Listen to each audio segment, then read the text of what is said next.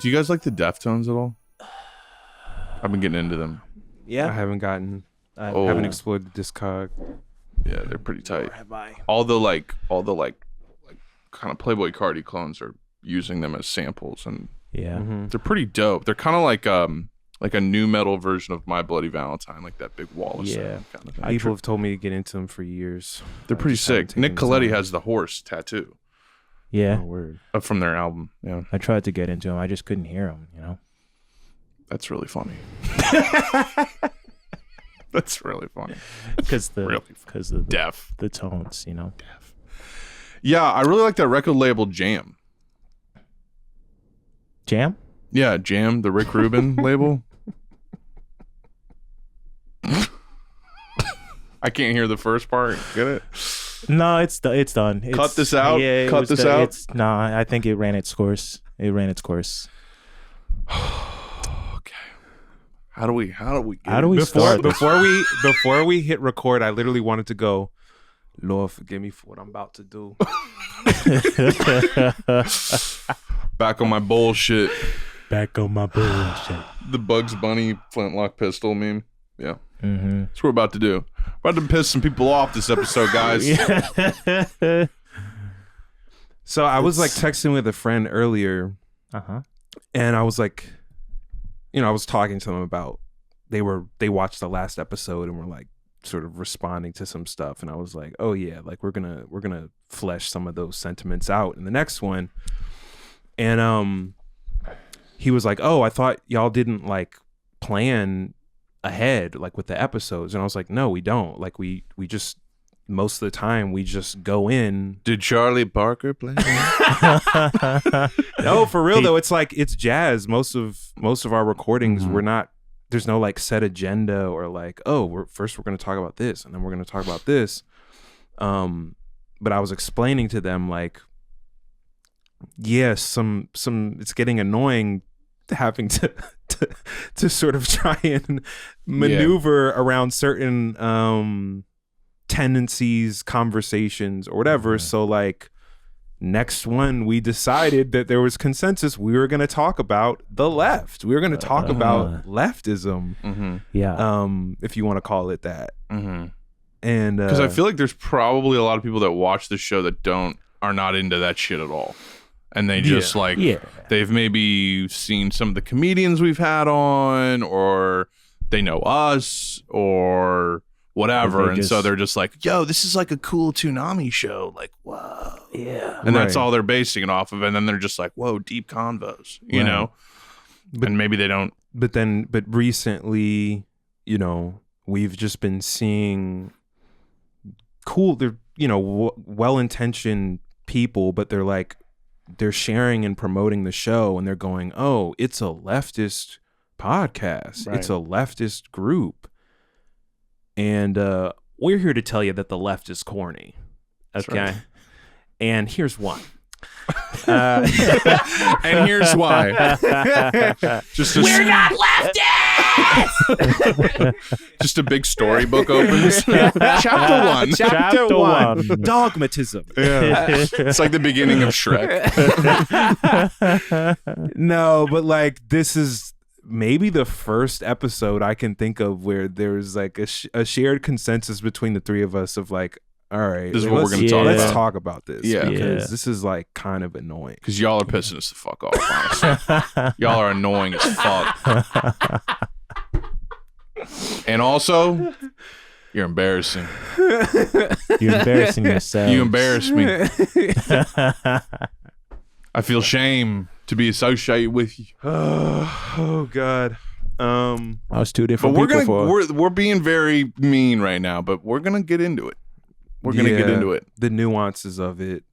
I'm a very silent mean, so like this was just look at my face.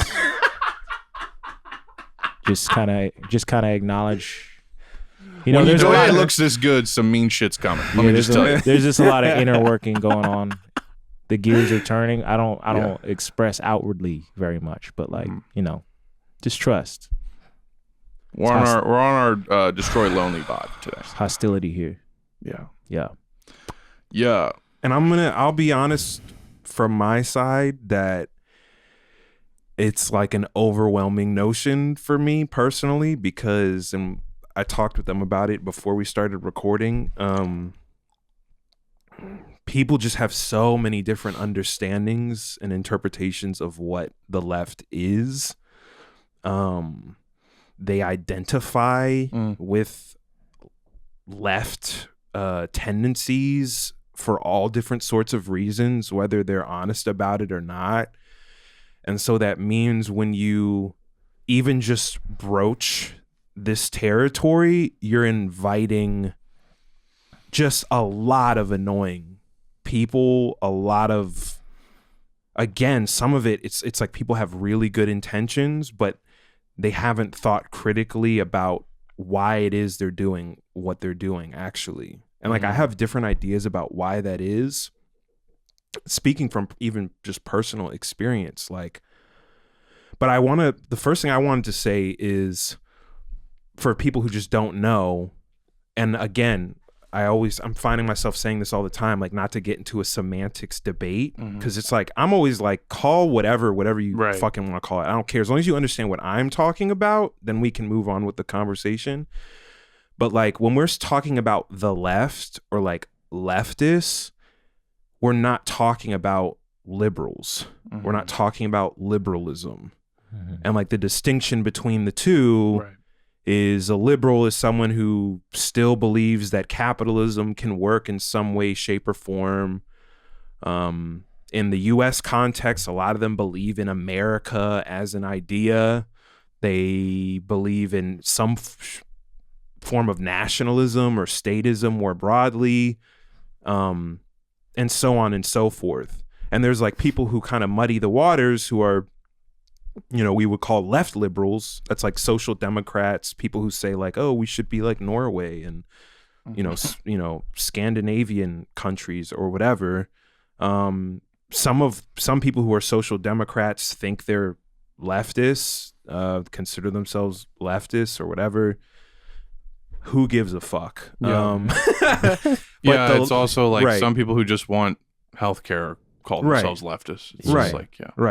But the bar is in hell. But when we're saying like the left and leftists, we're talking about people. It really ultimately comes down to people who either want regime change in the name of post-scarcity society or a stateless society or something, and then people who just want us to start cultivating the elements of a post-scarcity society right now and not deal with trying to wrestle with state, mechanics or electoral politics or political parties or whatever.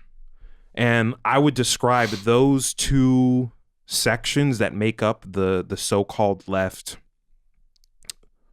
authoritarians and anti-authoritarians respectively. And that's because the state is inherently authoritarian. And if you're kind of like looking in that direction, your modes of organization are probably authoritarian, like top down. There's a top-down order to how people are arranging themselves, even at a grassroots level. There's someone who's the leader, the boss, the commander, whatever. Everyone else falls in line. And then on the anti-authoritarian side, it's probably, I don't know, that's probably something we can talk about later on. But yeah, I think there's like a lot of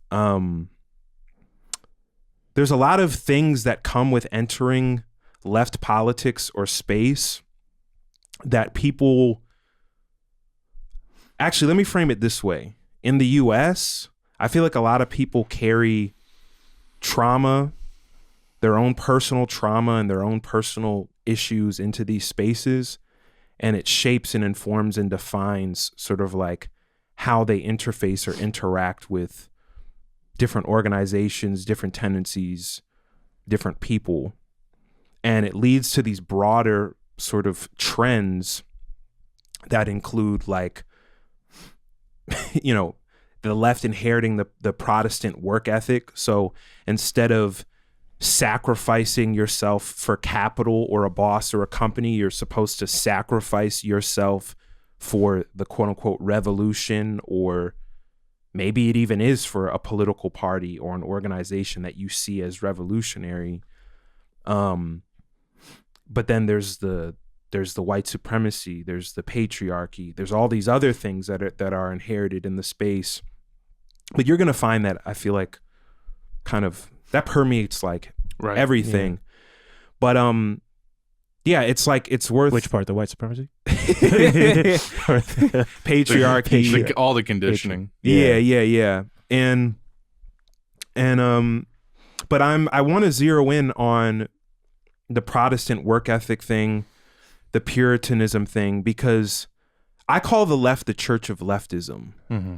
That's what I call it, because I grew up. We've been calling it that for a minute. Yeah, for a long time, because we all grew up in semi-religious backgrounds, childhood. So we've been able to observe lots of different tendencies, literally in the church. Dogma. Yeah, like dogma, orthodoxy, like this. Good movie. I don't care what anyone says. I like that movie too. The Puritanism, and I'll speak for myself. Like, I grew up in a very strict religious like household, all the way up until my late teens. Like, my world revolved around Jesus Christ and like serving Jesus Christ and being a witness and being of service to more people coming to accept Jesus Christ as their Lord and Savior.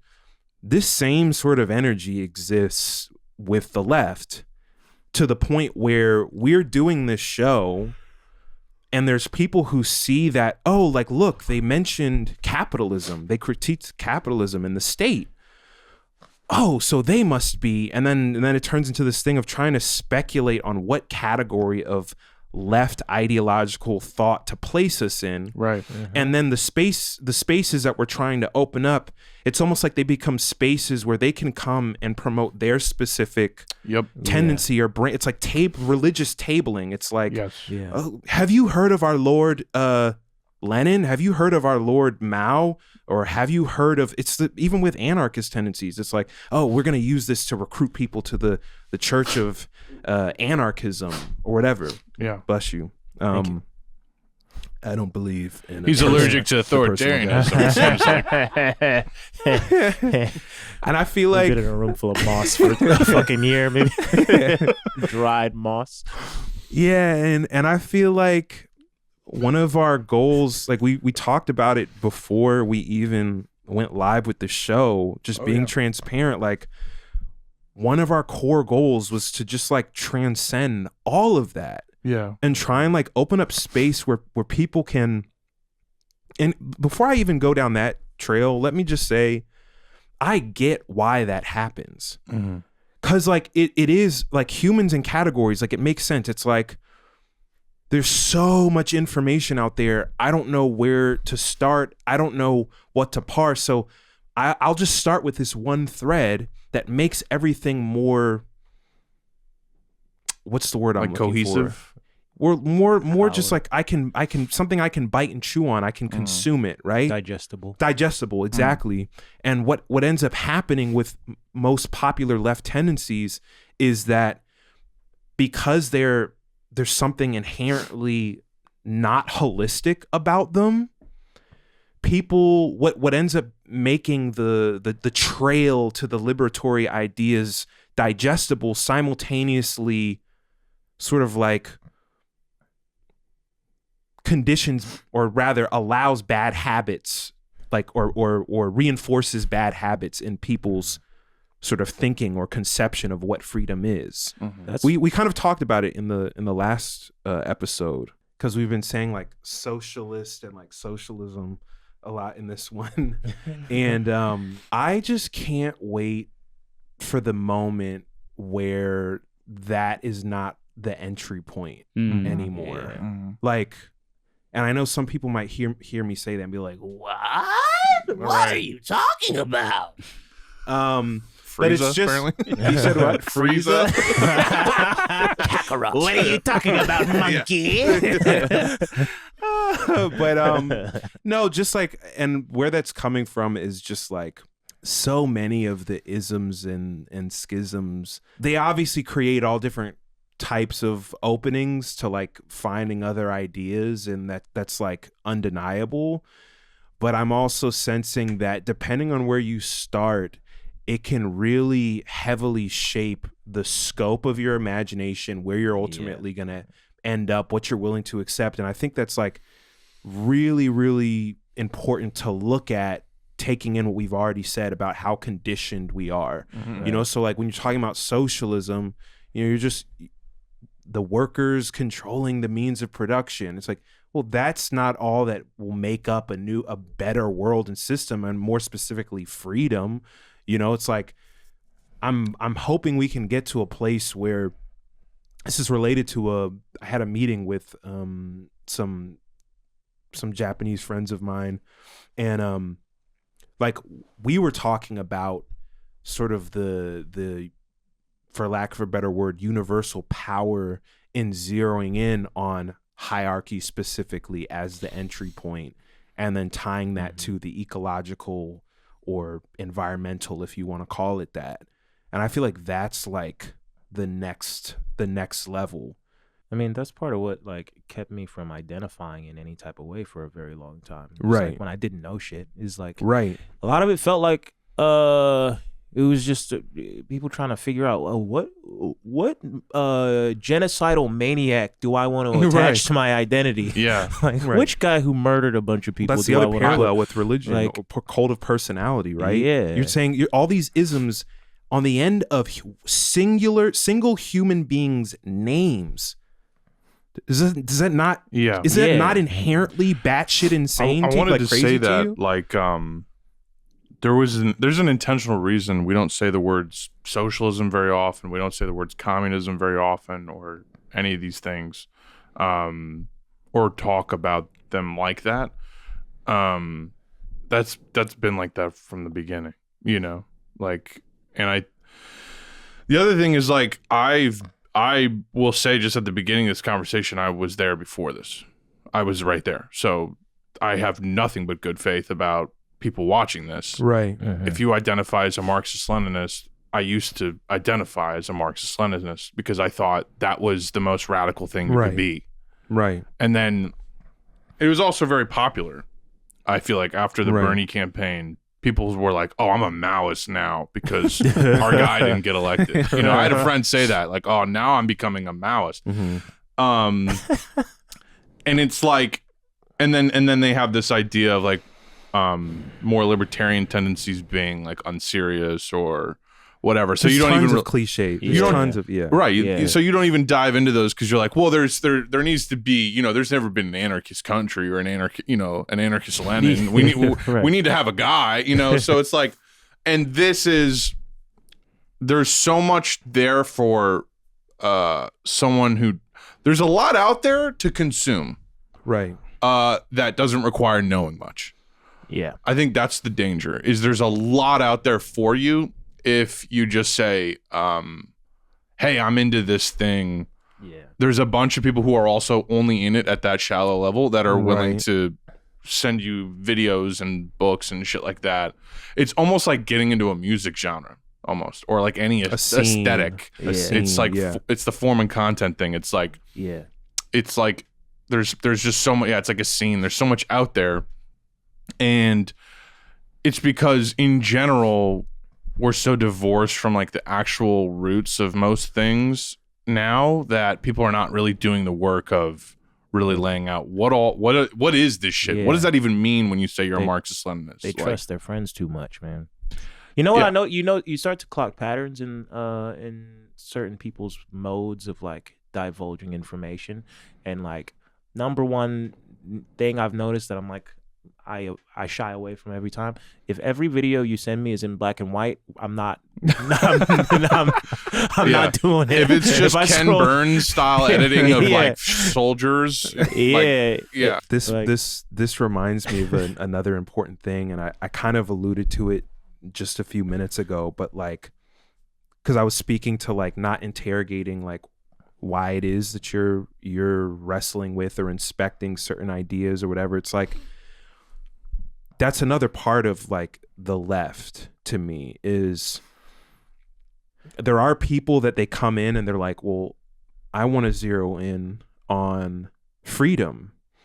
And so, oh, look, this tendency was put in front of me, and I've invested hours into exploring like what it puts forward in terms of strategy and its perception of history. And now I feel like I gotta claim that in this collective pursuit of freedom.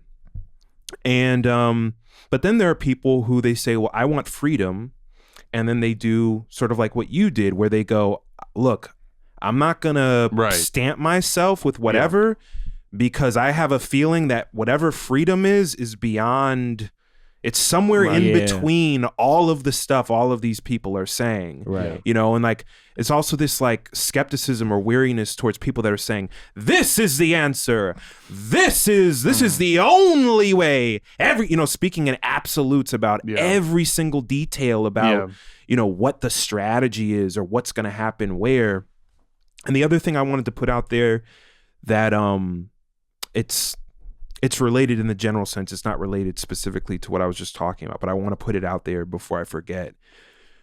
Saying that you're a leftist or like the left isn't a monolith. All that left tells you in a quote unquote revolutionary context is what this big group of people are against. That's all that it tells you. It just tells you that people are against capitalism. It doesn't speak to what people are for. You find that when you start asking, what are you for within the so-called left, you're going to get 1,000,001 different answers. And so many of those answers are going to have nothing to do with freedom. A lot of those answers are, I'm against capitalism, but I'm also for capitalism. But I'm also for policing. Right. Yeah. And incarceration. Right. Now, and everything you're saying is really cute, but I want to know something before we move on. Do you like Parenti or Chomsky? Oh my God. I hate that those names are in the canon of the show now. We can bleep him. I'll bleep him. I don't care. He was saying Phineas. We're already so deep he was in this saying shit. Phineas or Fur. That's what he was saying. Phineas or Yeah. Fur. Are you a Wanda or Cosmo kind of guy? Yeah. Jetsons or Flintstones? Same show. Yeah. But which one do you like better? Yeah, and this is another thing that might sound very confusing, and but I think that's a good way to frame it. Is like, what are you for? Is where you see where it's not a monolith at all. Right. Yeah. So then you go, what the fuck is the left? That's meaningless. Right. It's like useless as a term. So let's get to what are you for? And I was gonna say, this is what I'm about to say now is probably gonna seem very bizarre to people who identify as leftists, and to some of them, and then maybe even people that don't know about any of that shit. But some of the people who claim to be leftists and revolutionaries are fascists. Yeah.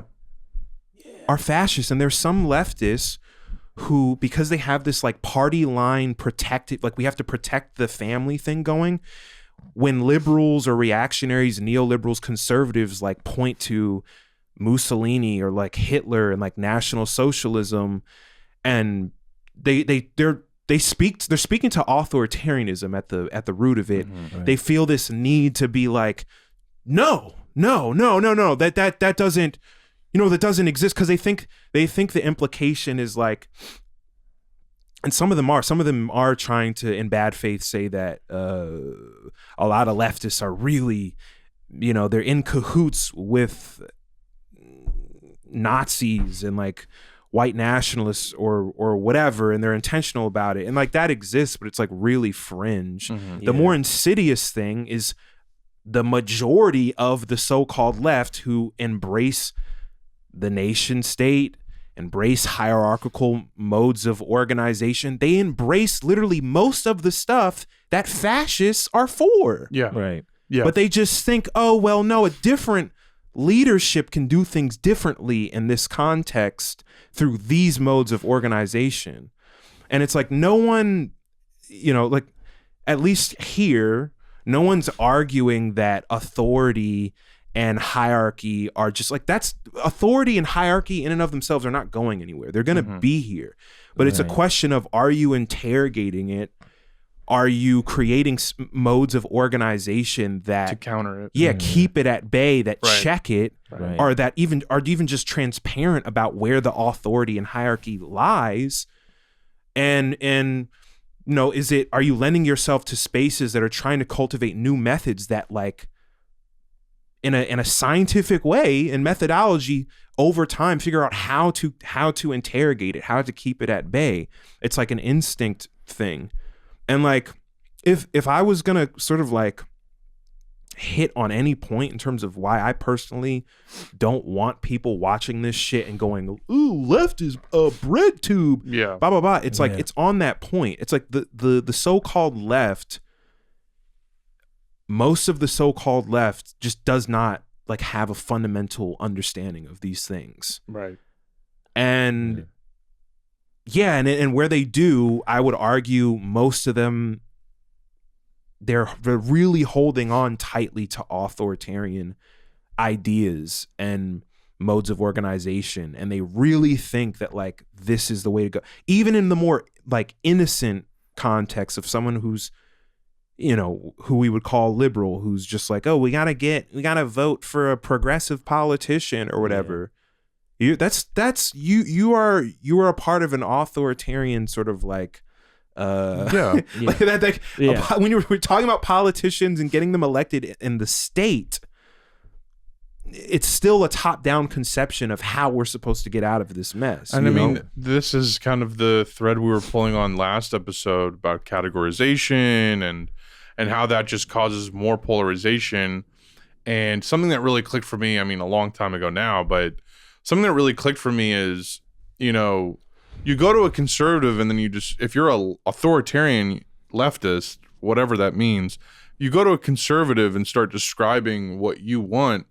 That's why they think it's bullshit, because it's just, they're like, yeah, pal, you're just describing another pyramid. You're just describing more hierarchy, but just with a different layout. And that's why they're not taking you seriously, because there's not actually anything radical going on with what you're doing. You're not radically interrogating anything. You're not actually suggesting change of any kind. And I think that's why conservatives, they're just like, oh, you just want another Hitler, or you just want another blah, blah, blah. Yeah. And it's funny that like people with no stake in the game kind of default to that position if they talk about like revolution or anything. Like I can't tell you how many people I know that are like, yeah, I want a bloody revolution, you know what I mean? But I got a family, you know. Like when they talk about it in the hypothetical, their version of it is like overthrow, right like wing, murdering the president and taking like, that's not what I'm talking about, bro. Yeah. And it's like, I think a lot of people, when you talk about anything radical or revolutionary, they're so divorced from any like actual functional practice of it, that the version they regurgitate is just whatever they've internalized as being revolutionary. Like it's the script. Like people. It's funny that like, and I think this speaks to the problem that we're having, is that people see that you're attempting to act in a way that you view as radical, and they think that like that opens the door to literally any radical practice, you know, and they take it as just like, yeah, we're all on the same team. They really like buy into that like left unity thing, which like, to speak to the point of like, what are you for? It doesn't exist, because we're not all for the same thing. Why would I unify with someone who wants to dominate me? Yeah. What would be strategically smart about that? Or somebody who's been historically shown to murder people like me once the revolution is over. Right. You know? Someone who's going to constantly condescend to me, tell me I'm unserious, that I don't want a bedtime. Which I fucking don't. So what? If I don't want a bedtime, who the fuck are you to tell me who are you to tell me when to go to bed?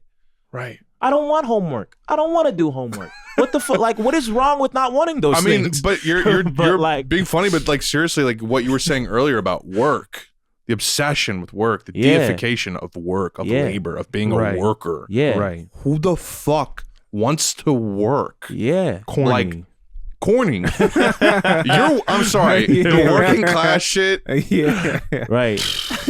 And bro, God, I hate that shit. And bro, I've been that person. I've done manual labor has been most of my jobs. You know, I built the fucking set. I can't say enough. I built the set.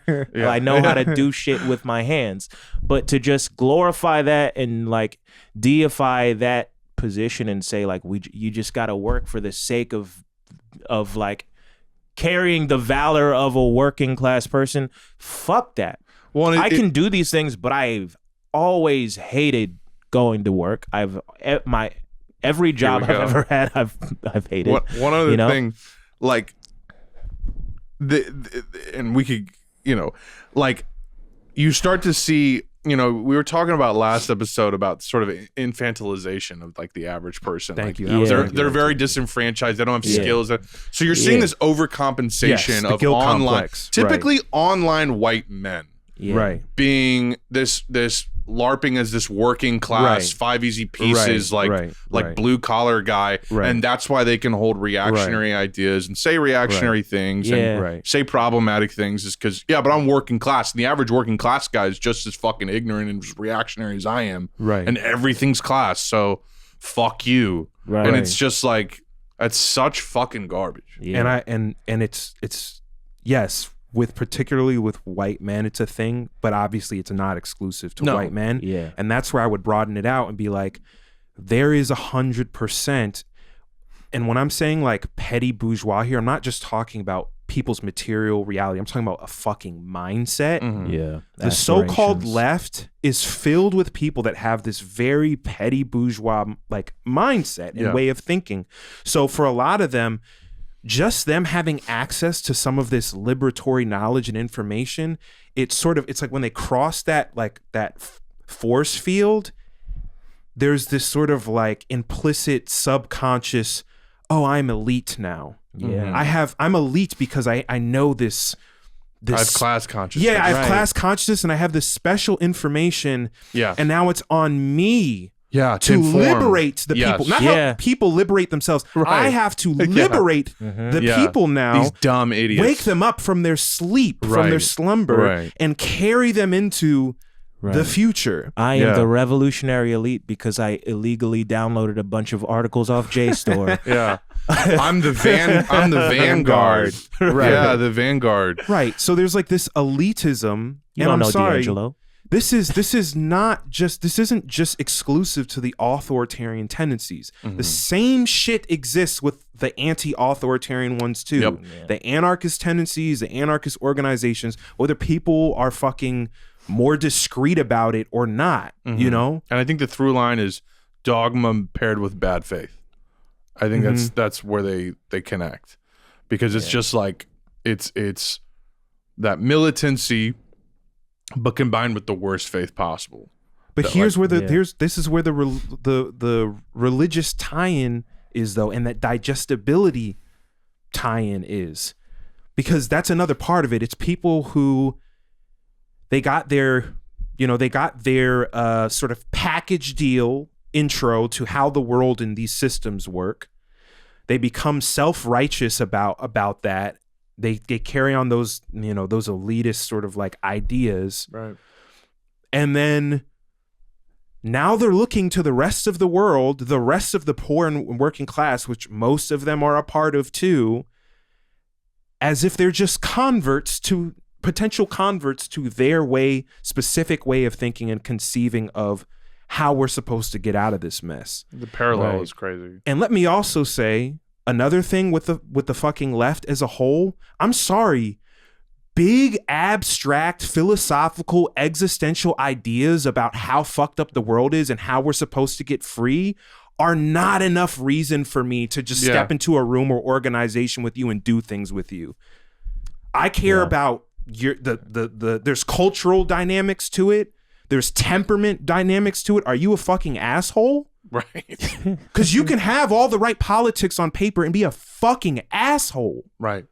Rude and disrespectful to people. Or a fucking nerd and a fucking loser. with no life. Okay, let's calm down. Let's calm down. Yeah, let's not calm down. I'm sorry. Hey. Some of us had a flashback for a second. Some of them are in the room with us. Yeah, right, exactly. Yeah. But you get what I'm saying, right? You get what I'm saying? Like there's something honestly dangerous about the idea that is that's one of my hypotheses for why the so-called left fails and is a failure and has been for decades. Because to say, oh, everyone here hates capitalism, right? And look, let's say it's even better than that. Everyone here has this specific conception of freedom, right? And it's like, great, yeah. All right, now what? Like, now what do we do? Yeah. And it's like, oh, this guy stinks. Like, this dude has fucking BO. And like, this dude like keeps calling me champ, and it's fucking annoying. And you know, it's like this. It's like when you have when you're at the grassroots level, you're in a practice. It's gonna take so much more than that shit to hold organization together and motivate people to try and do something bold or socially rebellious. Yeah, and that's what a lot of people don't take into consideration. And in the cross sections where people are taking that into consideration, it's kind of lame, man. Dude, BreadTube is lame as fuck to me. Like it's corny and lame as fuck to me. Like the idea that you gather and then like that's your like identity. It's like, can you not operate in the world? Right. Yeah. Can you not just operate with normies? Yeah, with like normies. Can you meet people actually right. where they're at? Yeah. Like sure, there's gonna be people who find their way to the ideas you're putting forward because they specifically Googled anarchism or whatever. Of course that's gonna happen. But there's more people where that's not the case. Yeah, I'm just and last point, I swear to God, no, there's you said it. There's terms in which we can talk about these things without having to carry the dogma, the baggage that comes with all of these tendencies, and that would resonate with people beyond the ones Googling what is anarchism. Right. Talk about power, talk about hierarchy, talk about democracy and what it is and what it isn't. And like beyond all of that, get together with people, have radical imagination and ambitions, and try and open up the physical material space with people where you can start practicing whatever it is that you're talking about, which I'm sorry, where does that exist with fucking BreadTube? Where does that exist? I also think it's like, I think there's a way you could tie in, I don't know why this is coming to mind, but I feel like there's a way you could tie in kind of like the ideas that Bell Hooks talks about with kind of like how we're so obsessed with like we just don't prioritize feelings. We don't prioritize socialization. We don't prioritize actual inner progress. We prioritize money and infrastructure and things like that and success and all these external things. That makes perfect sense as long as there's no emotional change happening. There's no emotional struggle happening. You know, and I think there's a real way that you could tie that to this because, you know, we have a country that, you know, was they were literally fascist, but at least they gave the US a hard time for quite a while. Like that's literally as far as it goes. And it's like, yeah, but like, were those people free in any real sense? You know, like you're Can I just say? Go ahead. If you fucking think a nation state, highly centralized government and nation state and political party and toil and no autonomy, if you think that's freedom or whatever, if that's what you want, fucking be my guest and go for it. Ahead. Yeah. Everyone else who clearly can see that for what it is, my appeal is don't bother fucking look at what they're talking about, but don't bother going over there because that's all that's about. It's honestly, it's like it's dying if not dead already. I mean, and let's be honest, what you're describing is most of this online left. Right. Like a lot of them are still on that type of time. The nation state. I've said this multiple times on here, but it's all grounded in like recognizing to a degree that it's unrealistic. You can only hold those politics if you recognize that there's no way we're fucking challenging the most powerful military that's ever existed. Yeah. Head on with the storming the castle. Right. Whatever. Yeah. Right. Bastille Day shit. Right. Even the fact that they even call January 6th a coup is a fucking joke. Yeah. You know? They can trot it out in the news as like threats to democracy when we've never had that in this fucking country. It's all just rhetoric. But the notion that was anything close to a coup and that we're even capable of anything close to a coup the way shit stands right now is fucking laughable. And people could not have politics that say like me and my people are going to take over the government and we're going to run it the right way. You can't have those feelings without recognizing a little bit that I'm never going to be tested on that theory. It's ironic on the prefiguration front, because I remember canvassing for Bernie, and I was canvassing with this guy who was an ML, and I was kind of like still a baby in this shit, and I was like, can you kind of like expound on how you feel? And he's like, I think we need change now. I think we need to overhaul it now. We need a violent revolution now, not later, because of climate and all that stuff. And it's kind of funny when you think about prefiguration, because it's kind of the same attitude. It's like, let's start now. Let's start right now. I agree. Let's start right now. There's no reason to wait. We don't have to build up this like oh, we got to find our guy. Mass organization. Oh, let's build it up and blah, blah, blah, and make it this huge centralized thing that's just going to get completely shit canned by one of the three giant powers easily. Yeah. It's war game. Like, it's literally, it'll never happen. Right. It'll never happen. Right. And like the shit we're doing may never extrapolate to that scale, but at least we'll have it in this little minutia that we have for, until somebody decides to squash it. An idea when its time has come. I mean, that's really what you're talking about. It's like, it has to be something incepted in the popular consciousness. It can't be a flag. It can't be a party. Right. It has to be something where it has to be a fucking like a good version of a disease that just spreads everywhere and spreads multi-directionally. Yeah. And pops up fucking everywhere. It's not gonna happen.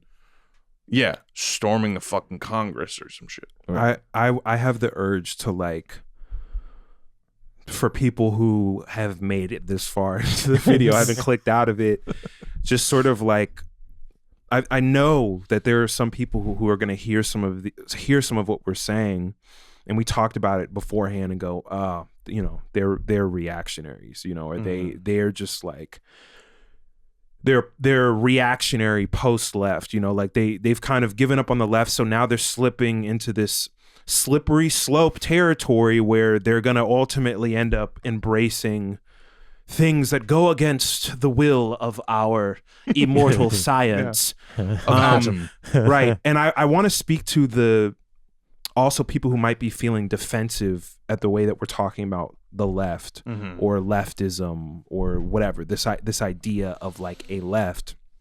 Like, and I want to ask those people, like, why are you getting defensive? What would you be getting defensive about? Right. And to me, I would wager it's probably identity.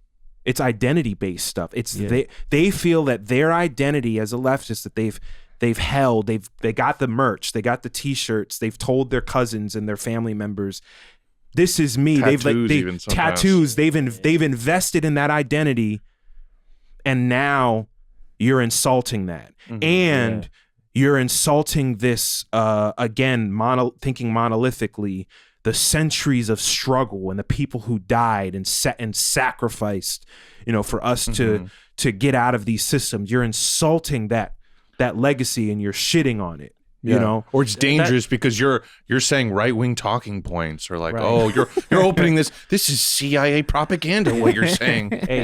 Hey, straight up to the people who died point, fuck that. I could not give a less of a shit about that. Like, I'm so, we all die, you understand? Hey, we all die. Just because you died doesn't mean you were right. That's the weirdest thing. Yeah, no, everybody fucking dies. Also, if we're wrong, why are you bothered? Yeah. I don't really get ruffled when people are just clearly wrong and dumb. Usually I'm just like, wow, they're wrong and dumb. I'm going to move on with my life. Right. If we're such fucking idiots, I mean, honestly, that's the real contradiction is like, oh, if we're such unserious idiots, why are we a threat to you? Can I give what I feel is my real, the deepest response to that? Mm-hmm. It was never about individual heroes and people. Mm-hmm. It's always been about freedom. Right. It's not even about your fucking leftist flag and identity. It's about freedom. That's my personal opinion. Liberation. It's about freedom. Yeah. That's it. That's the point of the quote unquote struggle. Right. That's the point of the quote unquote theory. That's the point of it. Right. Is to get free. Right. I'm not invested in leftist as an identity. I'm not invested as a specific tendency as an identity. I'm interested and invested in freedom, getting free, me, myself, and understanding that I can't get free unless other people are free. Right. That's what I'm interested in. That's what I'm invested in. That's not how most of the left, the so-called left, operates. Most of the so-called left does not understand that. And that's why I personally, like, I don't want people, there's tons of great ideas. There's tons, the shit, we came to realize what we're talking about through left struggle in literature and history. It's revolutionary. It's including people who died, who teach us this shit, people who sacrificed, who teach us this shit. Mm-hmm. That's part of where it comes from. You know, but I don't care for us to be like neatly put in this like, oh, they're a leftist, like the Church of Leftism. No, we're not. We're not. No. Because here's the thing, like, then what does that make whatever you try to do? Like, then you're just going to get put in that same fucking category. Anything you fucking do. Like, then nothing can be its own fucking thing at that point. Right. If it has to be categorized. Please. You're limiting the possibilities of everything. Everything. Yeah. Everything. Please look into Zapatismo. It's really helpful to look into Zapatismo because it's about a methodology and how, you know, in terms of action practice, it manifests itself in different localities and different places around the world. It's different. Yeah. And, you know, there's common threads on the freedom tip. There's common threads on the cooperation, communalism, democracy tip.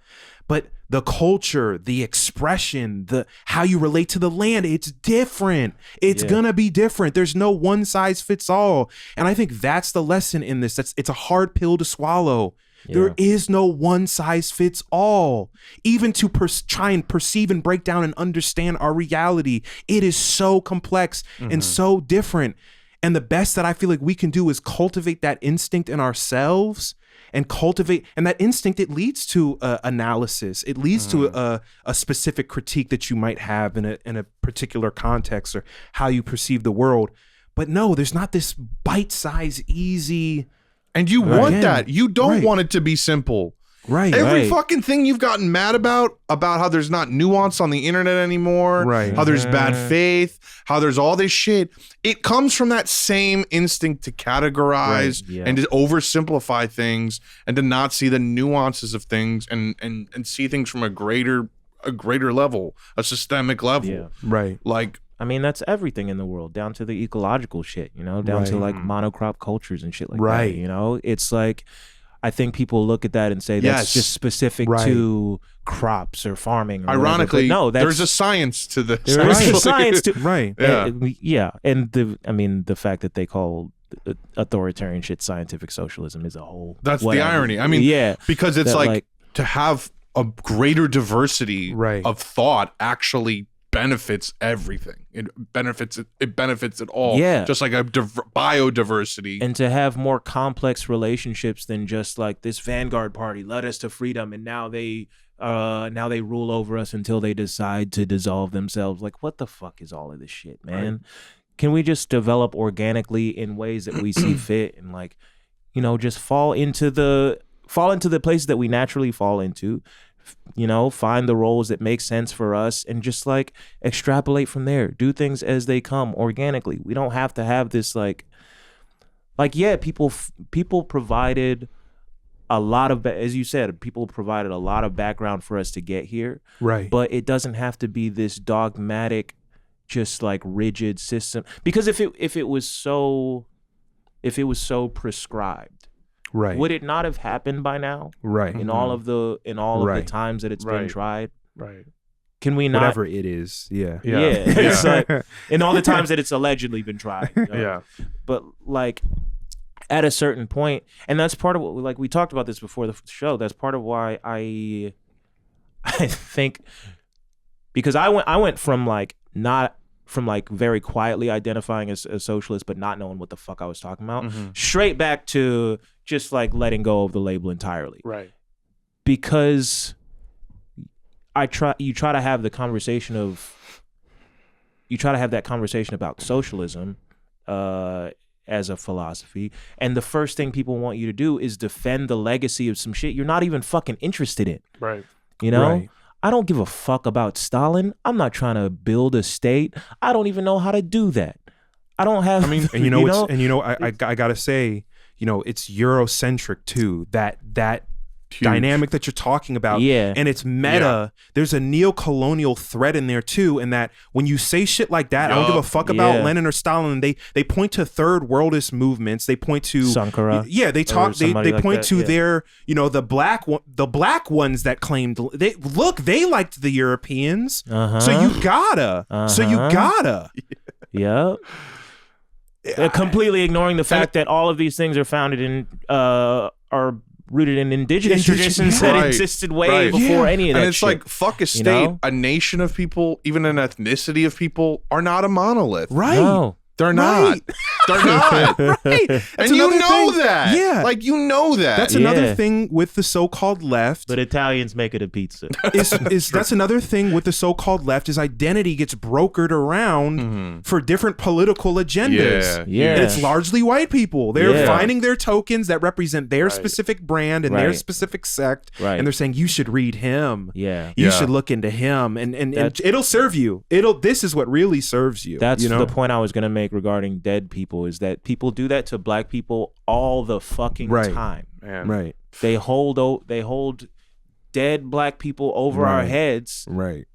not ignoring the fact that y'all as an institution, I don't mean to look directly at you, but like white people as a collective also are responsible for killing a lot of those black people.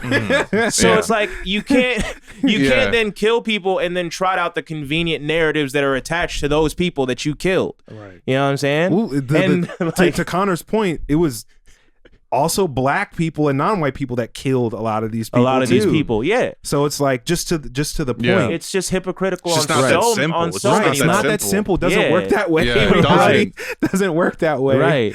It's like, Once again, just like justifying reactionary ideas with the identity, like what you're saying. yeah, it's like if you really wanted to show respect for those people, it's like critique their ideas and like take what's good about them, Right. but don't dehumanize them by deifying them in this way or entirely throwing them out. You know what I'm saying? Right. Over an imagined community. Really, that's what we're Yeah. talking about. Or an imagined version of an imagined community, because half the time people don't even know what the fuck these people were really about, Yeah, don't even Because know they the haven't haven't even studied the history. because they haven't. like that. They haven't read any of the shit, Right. any of the background. I think it's like it's important too that like you mentioned BreadTube, and I feel like we as like content creators or whatever you want to call it, people who are putting call us that. who are putting shit out on the internet, I feel like it's just very easy for us to get like lumped in with speaking kind of like to what we're trying to do with this show. I feel like people think that we just want to be a popular YouTube show and streamers and Right. That's the assumption. and just raise money for like natural disasters, charities. and charities, and play video games and have a bunch of bullshit behind us in the background. Right. And like I think they think that's it. Yeah, that's the That's path. all. Yeah. And just like, hey, 2024, when good guys in on the ticket, vote for him, donate. Like that's it. Right. Yeah. Right. And it's like, No, we're trying to literally do the stuff we're talking about. We're literally trying to build actual shit. Yeah. Like we're actually trying to build We're already a doing new it. world. Yeah. Yeah, we're already building it. Yeah. Hey, guess what? We already got a couple, if this is Minecraft, we already got a couple resources in the backpack. You know what I'm talking about? We're already building. Even just beyond the material, socially, we have been doing the practice, exactly, quote unquote, the praxis for years. Years before this show even went live. Trust building, dialogical self-education, meaning we're talking with each other. If someone has more knowledge, they're not standing over everyone else indefinitely as the teacher. Motherfucker, everyone is a student. This everyone's is a teacher. Cooperative. Right. Yeah. Right. I mean, you could just stop there. This is a cooperative. Right. Like, there's 15 people more coming involved in the operation. How many of you goddamn poggers in the fucking chat, motherfuckers, have any level of intention of what you're doing apart from the same hamster wheel systems of fucking just getting cash and then just voting? And it's just like they're not fucking doing anything. Yeah. And I think like it's important to like really, I mean, fuck the categorization, but like the people that represent the online socialists, like the big socialists, they might as well be fucking like a History Channel like show or a fucking educator or an like I don't know. Yeah. Understand what it's gonna do and what it does, but understand what it doesn't do and what it's not going to do. Which is basically anything. It's not gonna do shit. Right. It like, could. Like, oh, you're really turning on minds. Great, man. Now what? It's 130 fucking degrees this summer probably in Nevada. Like, what are you fucking talking about? Right. Now what? It's now what? Middle of February. It's 50 degrees from today. What the It's a new fuck season every day, on, bro, in New York. Now what? Especially when you do have resources, you do have access, you do have an audience. Millions. Yeah. What's next? Like, and that's how the long thing. does it take? We talked about the Mr. Beast shit. It's like, I don't know jack shit about Mr. Beast and like Neither do I. how he Neither built do up I. his platform and what his politics are. And the fact, he has a fuck ton of money. He has a huge platform. And we've talked about this before. We've talked about this on the show. Right, Yeah. right. And it's like, What are you doing? Charity is obviously his thing. That's his. That's what he's leaning into. Yeah. My question is, the people who critique Mr. Beast and critique that, how is what you are doing differ from what he is doing? Right. In any way, shape, or form. Let's be serious. Right. And like then the next level of it, like, no, there is shit that can be done. If there's fucking money and there's millions of people watching, that means there can be organization, some way, shape, or form. It's just a question of, what are you doing? Are you going to do anything with that to cultivate that or stimulate that? Do you care to do that? Or are you there to bank off of discussion over the abstracts of the conversation? Yeah. Is that really is that what it's really about? I'm so fucking tired of every time the conversation starts getting imaginary. Like, oh, imagine if we did this. Imagine we did that. It's just like, that'll never work. I'm so fucking over that. I'm so fucking over this idea that we can't do shit. Yeah. Because that literally is broadly what the consensus is. We can't do shit about it. Yeah. Fuck you.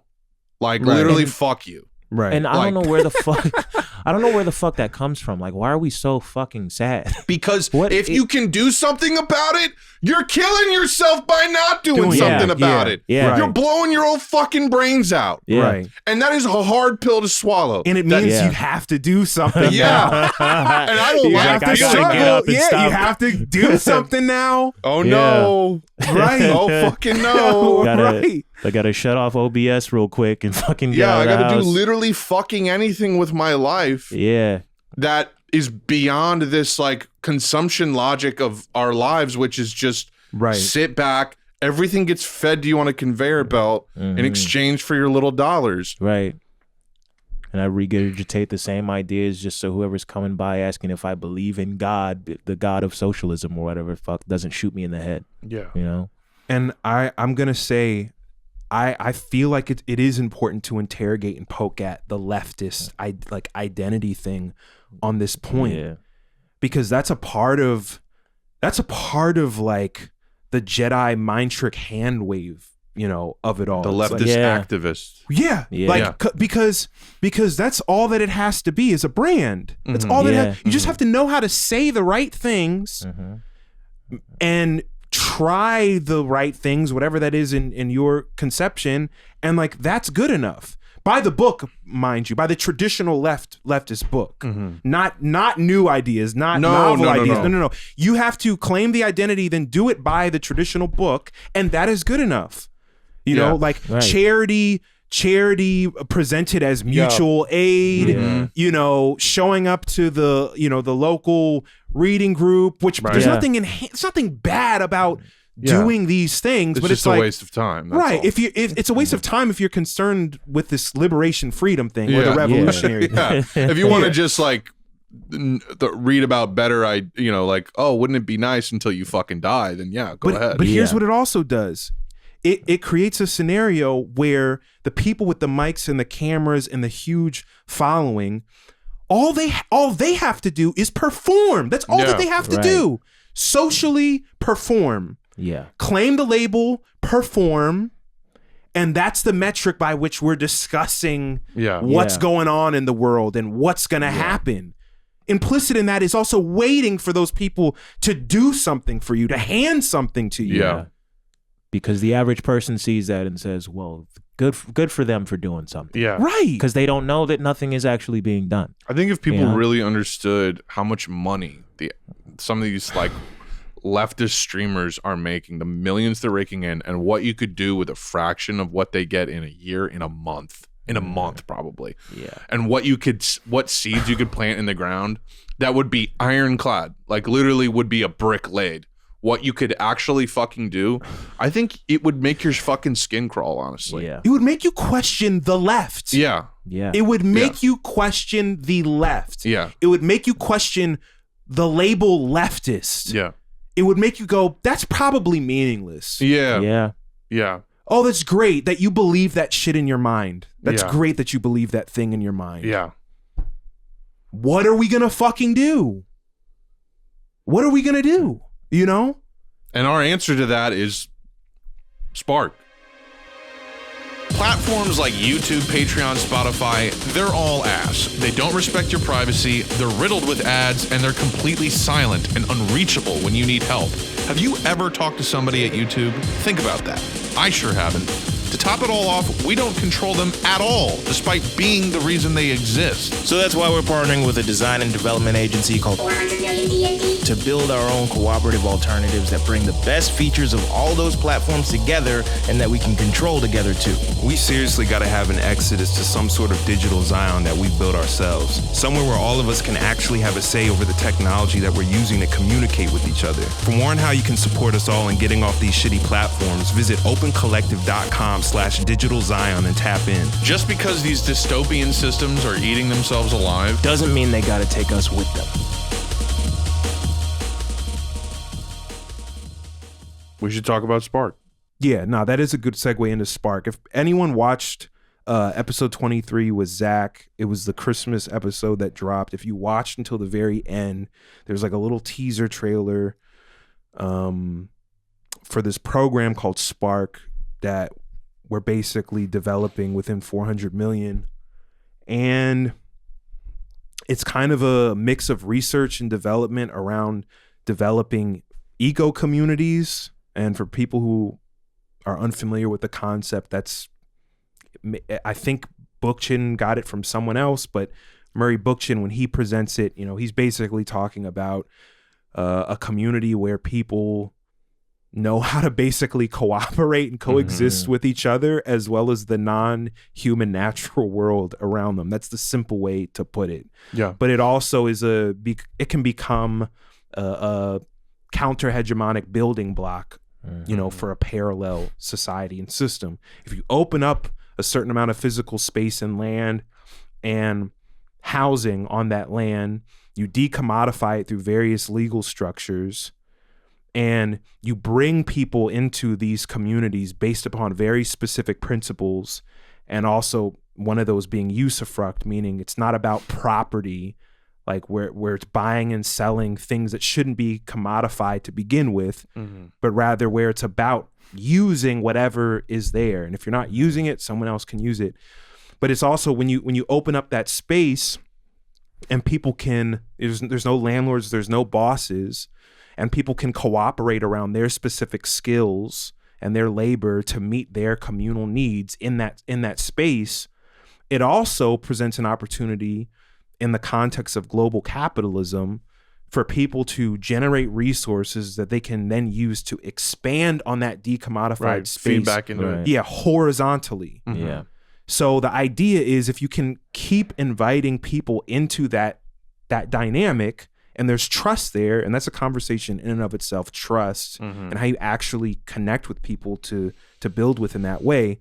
But the implication there is if you keep bringing people into this type of dynamic where they don't have to worry about how they're going to survive, and they're cooperating with other people around their labor and their skills, and everyone collectively, the community can generate a surplus to open up more space, the implication is that it can just keep on going. Yeah. Right. You know, the more people come in. It's not a monolith. Right.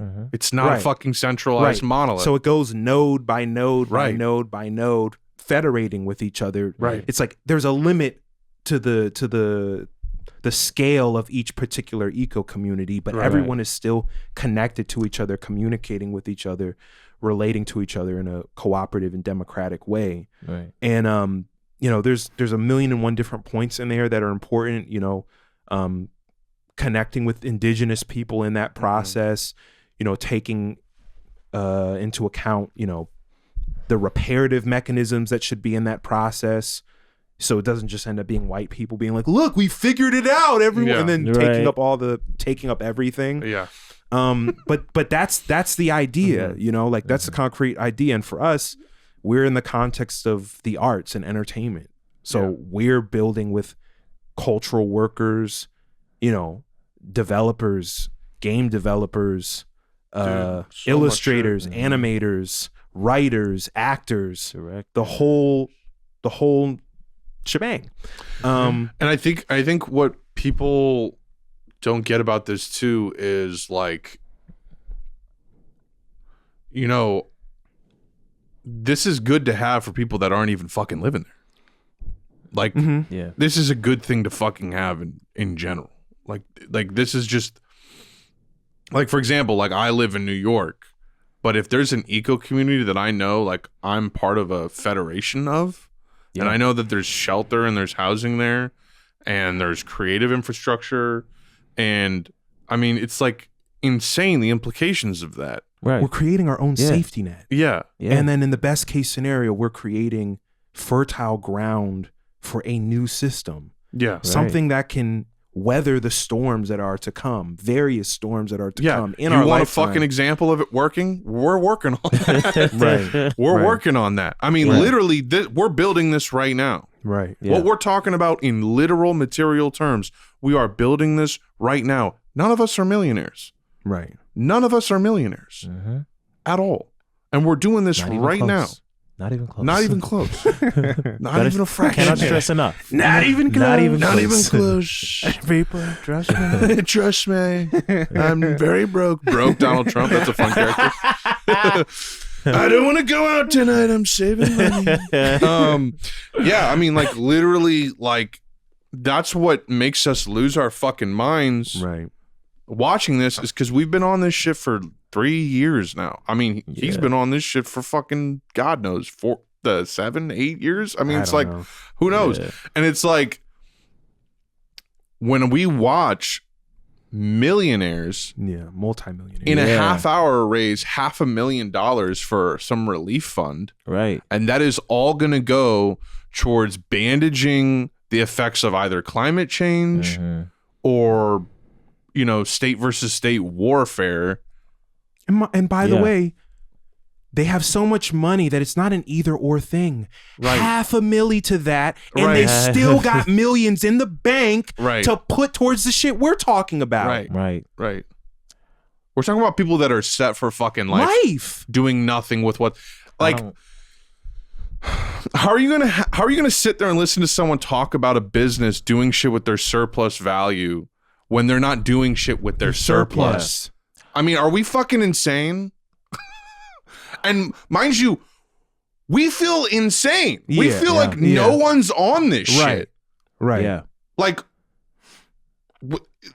look out there. There's no one talking about this shit. Who's talking about this shit? Who's having jaded forum conversations? No one but us. Right. We don't want that. What did I say forever ago? I'd rather be free than cool. I don't want to. We're not trying to be early to this shit. Right. Yeah, we were into freedom before it was cool. I don't give a fuck. Right. Yeah. I don't give a fuck. Yeah. I don't give a shit. I would love it if somebody else took over. Dude, that would be amazing. Speed it up. Give me no credit for this for the rest of my life. I don't give a fuck. I don't need a single drop of credit for any of this shit. I haven't said shit the last 10 minutes because I don't care. He's in a windbreaker, bro. The wind is broken. You haven't heard that shit rustle once. He hasn't even moved. I don't give a fuck. He's high out of his mind right now, dog. I'm fucking dead right now, dog. I'm tripping sad, dude. I mean, could not give less of a shit about. This is why when we like read certain comments or just see how people are reacting or just see what people expect out of it, it's like, dude, you're on some, like, I've said this a million times, but if 2020 didn't fucking change how you think of this shit, I mean, something is wrong, dude. I was ready to fucking. I was ready to. You ever watch You ever play Halo 3? You see those grunts where they take both grenades and they run at Master Chief. Yeah. I was literally ready, feeling like that. I was like, I don't give. I'm like lost my mind. That was me in 2017, basically. Yeah, and it's like. The fact that we went through a global pandemic and then directly after watched basically a Clockwork Orange montage of police brutalization in 4K for months. For months. Right. Yeah. And that didn't do anything to you? Right. You're just going to fucking vote in 2024? Or you're going to canvass? Or you're going to donate to whatever or you just try to take another job and that's it? Right. I mean, just like, hop and skip to the next survival thing, and that's it. We all gotta survive, but that's it for you. Yeah. You don't even I feel like most people can feel that this shit is corrupt. This shit is going to hit the fan. I have conversations with so many different people in different walks of life, and they all feel it. They all feel it. They know something fucked is coming. Yeah. They rolled fucking tanks through LA. They got tanks in fucking Atlanta right now. Yeah. And people act like that's not weird. And it's not enough. It's not enough for you to do to step out of color out a little bit outside the lines here. A little bit. Right. Try something. Just keep putting my faith in fucking leaders that I've never spoken to, that I've never seen in person. No one is coming. Dog. Bro, no one is coming. No one. No president. Nothing. No one is coming to save you. Nobody. No celebrity. Nobody's coming to save you. It's not happening. No. It's not happening. Accept it. It's scary, but accept it. There's no centralized movement that's going to be like, hey, we're going to be at Washington Square Park. Come through. And everything changes. No. Isn't that freeing? Yeah. Isn't it freeing to know that nobody's coming and that you can just do it yourself? Let's get to work. We don't have to be on waiting for Godot time all the fucking time, you know? You don't have to sit here and just fucking twiddle your thumbs, you know what I'm saying? Like, it doesn't have to be that. We're all still, our minds, I mean, his is in 2017. Mine's still in 2020. That's where I'm at. Yeah. I'm still thinking about watching the couple get tased and dragged out of their car by the Atlanta police, who are literally dressed in like Hurt Locker level, like fucking military outfits, and then breaking their fucking arms on the ground. I mean, you don't realize that's where you're at already? Yeah. I mean, we're talking about people that already purport to be radical revolutionaries that aren't on this shit. Right. For people that haven't dabbled in that, like, this should give you a picture of how bleak it is, the social and cultural landscape is, because we are talking about people who understand a lot of the shit that we're talking about already. Right. their heads are so far up their own fucking asses that they're not willing to deal with and confront the implications of it. They're not willing to do it. And this is probably the dumbest thing I could point to. I just started watching Breaking Bad for the first time. Yes. And do you remember? Do you remember? It's probably the first episode or the second episode where he's Walter goes to the bank to get the money so they can buy the RV, right? Yeah. And he comes out of the bank and he hands Jesse Pinkman $7,000, and Jesse's like, "Dude, I need like $85,000." You know, he's like, "We need $85,000." And then he's like, he's like, get the RV, starts walking away. And he's like, "No, like, why are you doing this? Like, why are you doing 60 this? years old, suddenly you want to break bad?" Yeah. Exactly. That was the exact line. And he says, I'm pretty sure he goes, "I am awake." Yeah. Or "I am alive." I or have something. I have woken up or something like that. Yeah. I am awake.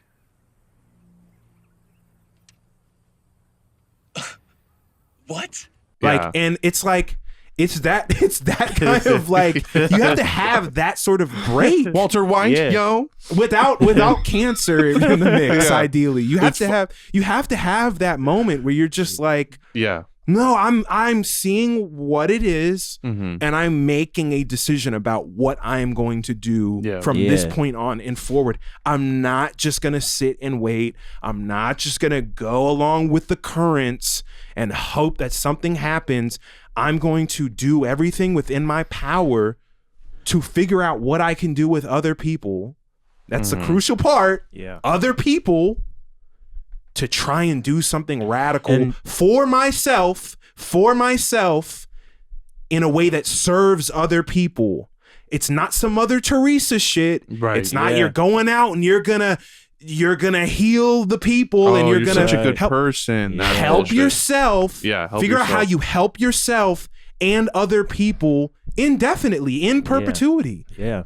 And to be fair to y'all, when we're not doing this shit or deliberating on how to like grow our project, I don't want to do shit. Right. I sit on my ass all day because I'm tired. It's exhausting. It's partially because we're still part of this machine. We're still on this hamster wheel. Yeah. And I think another thing I want to clarify too is like, I'll throw a bone here. Like, a lot of people may be listening and be like, "I'm a fucking like 22-year-old kid. I don't know what to plug into or tap into to do this." Right. We're also talking to people who are millionaires or just like have means but claim to have these ideas. There's a lot more of those fucking people than you would think. Yeah.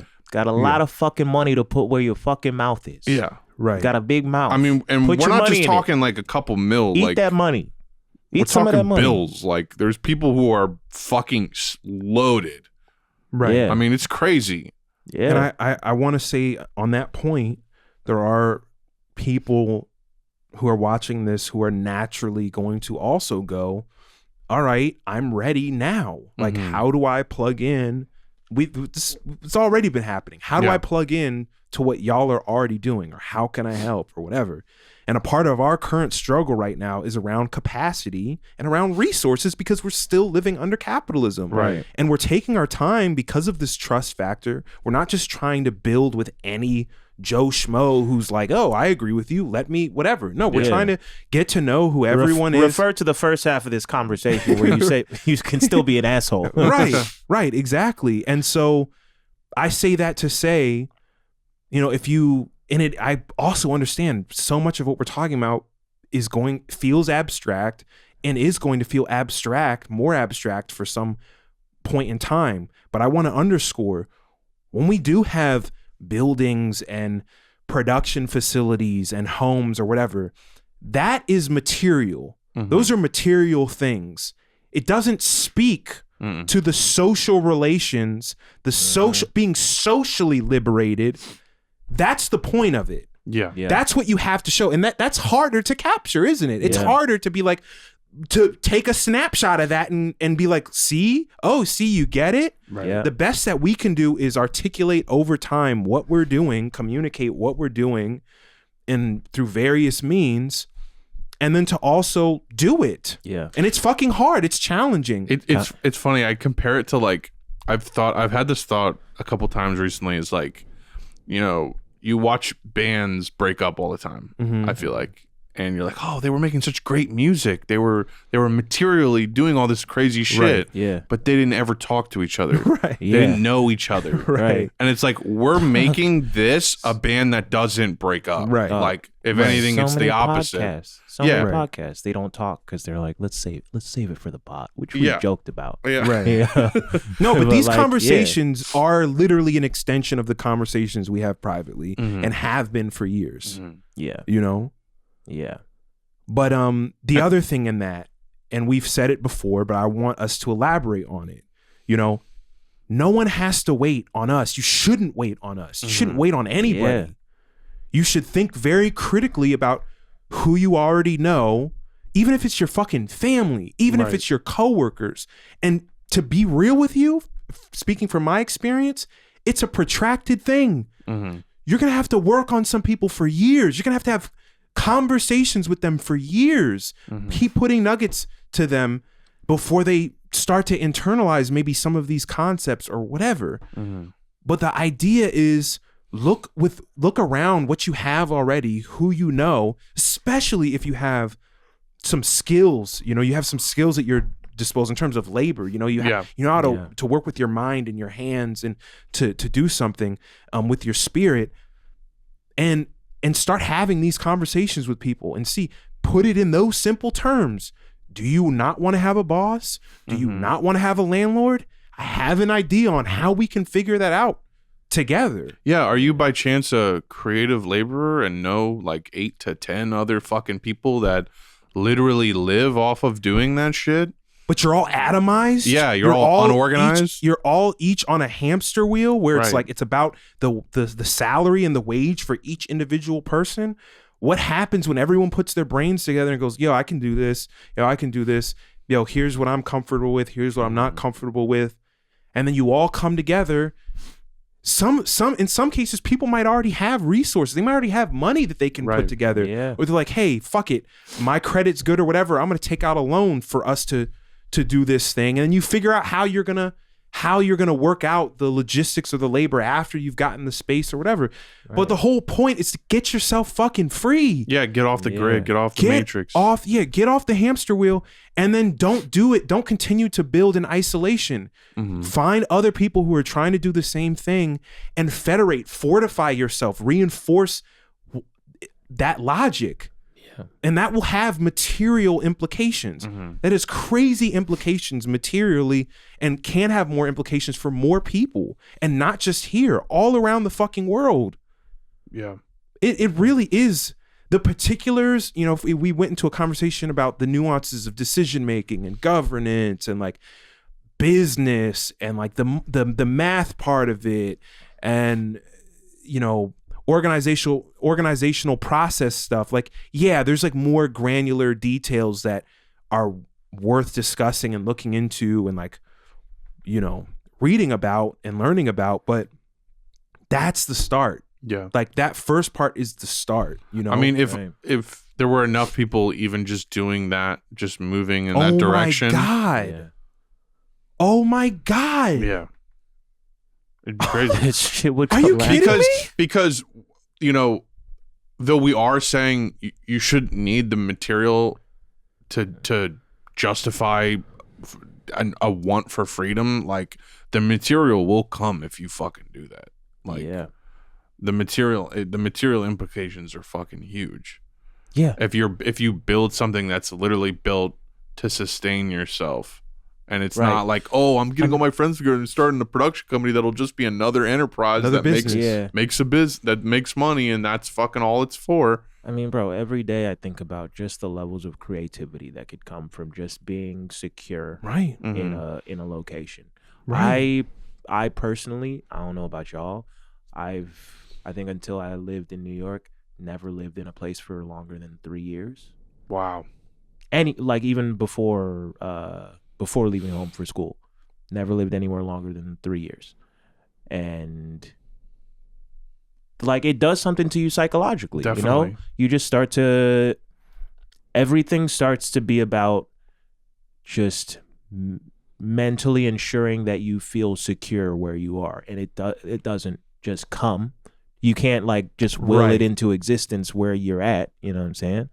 It just like there's a psychological toll to feeling like this shit could be pulled out from under your feet at any time. I mean, its own form of can't even imagine because we're in cages. We're living in fucking cages. Yeah. I mean, I can't even imagine because I literally remember a very, very, very, very specific moment where I was talking to my mom, and this was all the way back in high school, and it was kind of towards the end of high school. And I think this kind of also ties into my slight obsessive compulsive tendency where I like things to be neat and know where everything is, and I like to feel like secure and things are set up and they're not going to change. Like I think I have some of that. Yeah. And I remember just stressing out, it's like, Mom, I'm going to fucking graduate from high school, then I'm going to have to uproot my life and go to college. Then I'm going to have to uproot my life and either come back home and then uproot my life and go somewhere else. It's like you're never getting like that place to really cultivate like yourself. Yeah. Because in this world you have to fucking, if you want to do film, you got to go to one of these big cities and go do this shit and do that because all the resources are there. I mean, I was going to say, what is the left telling you to do? Yeah. Right. What is the left telling you to do in that context? Right. What's the first thing that comes to your mind that a leftist would say to you in that scenario? Unionize. Yeah. Right. That's where the imagination is. Which to that, as a college student, I would say, I don't have a job yet. Yeah. What the fuck do you mean? Yeah. It's and then worst case, vote for XYZ person in your local election. Yeah. Just I'm disabled and I can't work. What do I do? Yeah. And then on the batshit insane corner, what are they telling you to do? Go murder the president. Right. Murder the president of the United States. Take up arms. You start saying code words. Take up arms, people. Rise up from the ashes of capitalism. We've got to murder the president of the United States. I'm going to murder Joe Biden. I'm going to murder Joe Biden, Kamala Harris. You start reading Winter Soldier code words. Snowball. Heretic. Restitution. Not to take the combo back, but it's like just to contextualize where that fucking why this distinction we're trying to make is so fucking important and relevant. It's that and it's that material and geographical insecurity that leads us to like even when we're in the one place in our life that can replicate what we're talking about, which to me is college. Mm-hmm.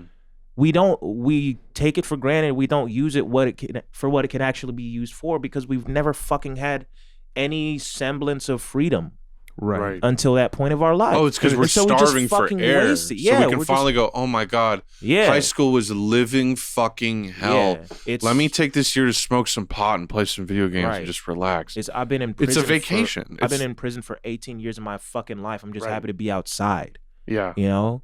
Rather than like, oh, I have all these resources available to me and I have nobody telling me where, obviously with classes and all this shit, but like it could be, I don't have anybody telling me where to be every fucking hour of the day. I don't have to wake up at 5:30 in the morning just to get, I mean, in my case, just to get on a bus to go to school an hour away from where I fucking lived. You know what I'm saying? Like it just doesn't have to be the way it is. And we could cultivate a mindset where we actually, one, use those resources when they're available to us, and two, have the willpower to create those resources when we have the resources to create them. You know what I'm saying? And provide that shit for everybody else. You know what I'm saying? We don't have to.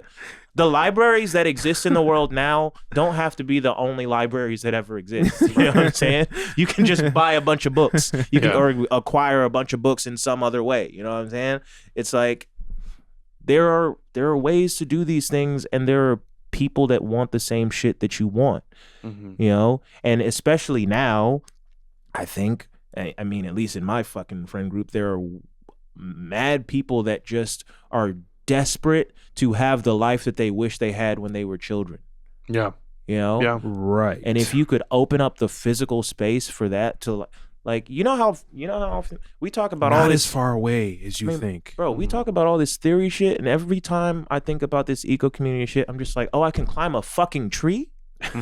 That's fire, bro. And my brain doesn't have to be about, oh, I got to clock in at 6 a.m. tomorrow morning the next day. Right. That's the important This is part. slightly tangential, but like Alex was saying that like he literally makes time, like sets aside time to play like video games. Yeah. And I think that's like I don't know, it's just so like Which one? Huggins. Okay. It was just like, it's just so like, you're supposed to do that. Like like most of your life is supposed to be enjoying it. It's not, it's not just toiling. Right. Yes. Like I this is also slightly tangential, but like I watched a TikTok recently of this person who had recently moved to New York and they were like crying. And they were like upset because they're like, I moved and I don't have any friends, and you know I stepped outside my comfort zone, and they're like so disappointed. And it's just like, I feel like that's such a programming. Like, why this idea of like you got to step outside your comfort zone, you gotta go out there, you gotta do this and shit, and it's like, to me that's just more of the like, you gotta go to work, you gotta do this, bro. you gotta hustle, and it's like, it's this fucking patriarchal, like, everybody's got to go on a hero's journey just to prove to the rest of the world that they deserve to live, even though they didn't ask to fucking be here in the first place. right. You know? I love that. I love that description. Yeah. Because, obviously we're not saying you shouldn't challenge yourself or like push through discomfort to grow as a person, but it's like growing for what? Yeah, like think growing to prove you deserve to be here, to be here, to survive, to like what are or we is talking it about? just to live? Like Right. I think Right. if people realize like it should actually be a sacred part of your life, like taking care of yourself, having time to play a video game, read a book, fucking go outside, do shit, respecting your limits. You know what that shit? You know what that shit boundaries. is? You know what that shit is to me? It's literally being. I think I'm just gonna run with this metaphor for the rest of my life. It's like prison exists so you think everywhere else is not a prison, and that shit, that hero's journey shit, that's literally the world telling you got to beat that guy's ass or else it's gonna be hell for you in here. That's for the rest of the time you're here. That's the Jedi mind trick hand wave. Yeah. Literally don't have to do that. It's the ball. You literally don't have to do You that. don't have to. But it's fucked up because I'm one person. So we need a critical mass of people who understand. Don't even need a critical mass. You need a big enough group of people who say we don't have to do that. You need a minimal mass of people to do some shit. Yeah. If we want global systems change, critical mass. So if we're talking about where it starts, the brick, you need a group of people that go, I don't want that either. What can we do with each other? How can we conspire together to not have that? And then once you set yourselves up, it gives you the room and space to conspire around how you can set other people up to do the same thing. Yeah. This is why, like, do you see how the left it plays a part of that trap? Well, the working class aesthetic, like the labor obsession. But the compartmentalizing thing, the I'm an organizer, right? I'm taking on this role. I'm being of service to other people. And then I go back and I clock in and it's business as usual. Do you see how that is a part of that's a part of how people get diverted back into the hamster wheel? No, like that has to stop. How are you going to get free yourself? And how are you going to do it in a way that can connect to other people in perpetuity? Right. That's the trick. That's the question. I'm going to keep looping back the left thing because I know there are people who are still, it's not clicking. It's not clicking. We've made it this far and it hasn't registered yet. I know for a fact that there are people that are still really pissed off that we came for the left or we critiqued the left or whatever. But like this shit, these nuances are so important. They're so simple too. That's the craziest shit about it. It's so simple what we're saying, but it means everything. Right. It changes it determines the whole course of your life. It's what takes it from being politics to just being human life. Right. Basically. That's the other part of the thing. It's like, that's the other part of keep that shit away. Because I know we use politics as shorthand, but it's like, that's what we're talking about. Real political. It's like, what are you even fucking talking about? Existing? Talking about existing? Yeah. Right. We're talking about shit that kills you. So is that political to you? If you're on your if you're getting the lethal injection, are you gonna say, man, politics? You're getting killed, bro. Like that cancer treatment was real political. Yeah. Everything's fucking political. It's you and your family and your children's lives. Yeah. When Blade came in and killed all those vampires because when the blood was raining down from the waters from the sprinklers, like, why was he being so political? No, but it is that it's not politics or everything is political. Like everything is everything is political if that's the metric you're using. But what we're getting at is no, this transcends politics as people, and it mirrors representative democracy because it's like, oh, just put that over there. That's where all these decisions are made. Someone else deals with that. Yeah, it doesn't affect me. I'm on my own, and that's just how things get worked out. It's just whatever they decide. Just conceding to the bureaucracy, conceding to the hierarchy of it all. Yeah. Like, I save some people, and then somebody comes to save me, and somebody comes to save them, and then just bullshit. Yeah. Has anybody? I might be bugging a little bit, but you look a little bit like Pedro Pascal. I don't know why I'm seeing it right now. But it's like just a little bit. Trish was saying I look like Nick Offerman. So now I'm two characters in The Last of Us. I don't see Nick Offerman. Well, she thinks when I look down like that, I look like Nick Offerman. No, I think y'all got the same brow or something like that. I don't know what it is. Yeah, you know what? I agree with you. I look exactly like Pedro Pascal. Spitting image. Anyway, back to I've been really annoyed recently. Last of Us in the days like the world ended. That's hella relevant in my mind because guns and armor on. That shit. That's another stim for me. Just like that shit, like guns and armor on. we really get to the nitty gritty. Oh God! I was explaining the other day that is like, that's just the black version. That's like our dude, bro. Like, of the dude, like, whoa, like I was like, whoa, dude. It's literally just our version of that, like that type of person. Guns and armor. Oh, like that shit, like crazy for real. I was like really thinking hard about this shit, like.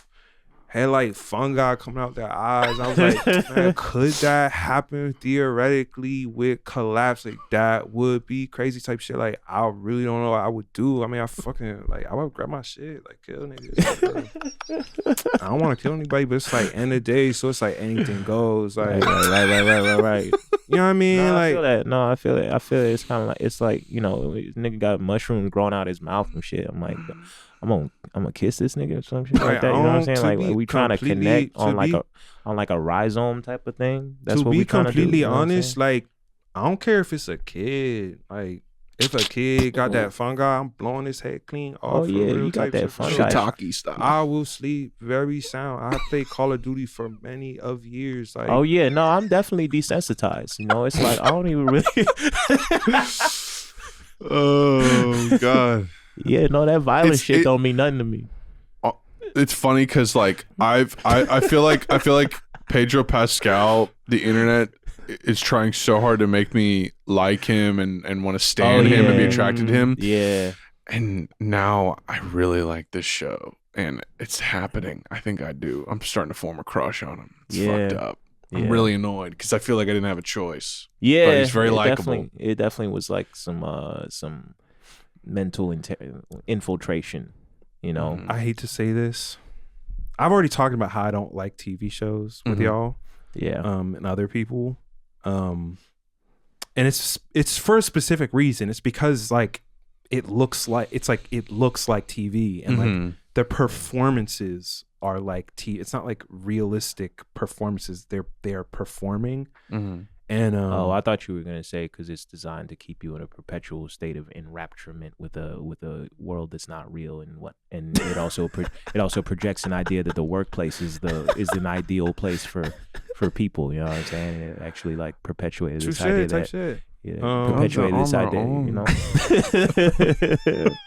It also low key perpetuated this idea that women need to leave the home and go and be wage laborers instead of more radical alternative. You know what I'm saying? I thought it was that. You're talking about like the Mary Tyler Moore show type shit. We're talking about. I'm talking about I Love Lucy type shit. I was just gonna say like it'd be really like acting. Like I don't really like acting. Like I like acting where I feel like they not acting. Like I know it's crazy. I know I probably sound like I'm on some other shit, but like. That's just me though. Yeah, like, but that's real. But I feel like I thought you was gonna be like, I don't really like when they project this idea that the workplace is like some type of utopia. You know what I'm saying? Like you could fall in love in the workplace. You know what I'm saying? Like the Office type shit. Like why do we go home from the Office and then go home and watch the Office on TV? You know what I'm saying? Like I thought it was gonna be that type shit. You know what I'm saying? Like I don't like the show.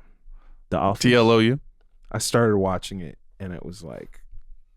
Yeah, because you know what? In true story, being completely honest, I started watching it. I think I got the second episode, and I was like, feels like it feels like performance, like a stage play. Like it just feels like kind of tropey, and like certain things were tropey and cliche. Also, the writing felt weird at points. Like there was a scene where they're in the room with what's her name.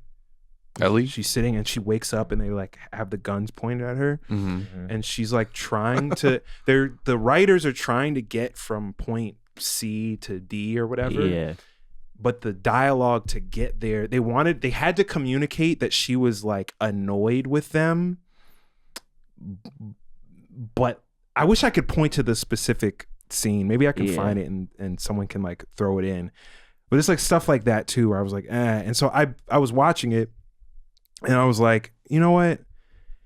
Everyone's told me Breaking Bad's the greatest TV show ever. So I was like, let me just see if I can notice the difference. So I started watching Breaking Bad and I was hooked. Like it was a movie. It felt like, I started a very long movie. And I was like, that's what I like. That's what I want. Yeah. The acting doesn't feel like. That's funny you say that because I'm assuming you're comparing The Last of Us and that. Because you watched the last one, you're saying, because I think some of the Skylar and even Walt Jr. acting is like, I'm sure it'll be like The Sopranos. Walter White, yo, did you get that part? Skylar White, yo, yeah. I got to that. Yeah. No, but it's like, but I like it. I like it because it's comedic. Same thing with Sopranos. So it's like I can withstand it. Can I admit something? I watched The Sopranos like a comedy. Like that shit was like I was laughing my ass off. I like kind of clunky dialogue and acting a little bit. I kind of do. I kind of like acting a little bit. Something about it. Like like we were talking about Tar. With Tar. Yeah. Like in the beginning where you can like kind of tell she's reading the lines in her mind. Yeah. But still it was such an interesting Right. Right. Then this word, which I'm not which doesn't roll off my tongue very naturally. Like exactly. I'm kinda like, oh, they're writing, bro. They're writing. Right. Like that's how I feel. Like, they wrote this shit. It's not off the dome. This sentence right now is actually all consonants. Yeah. So it's kind of like it's not Shakespeare, but it's kind of like how Shakespeare is just very like just it's overly like written. Right. I don't know, but Breaking Bad is just like Yeet loves Breaking Bad. Yeah, he's like, I just love Breaking Bad. They just be trapping for real. It's just like they just be trapping. I don't know. What's the deal with all of these TV shows? Wait, hold on, because the music is all like this.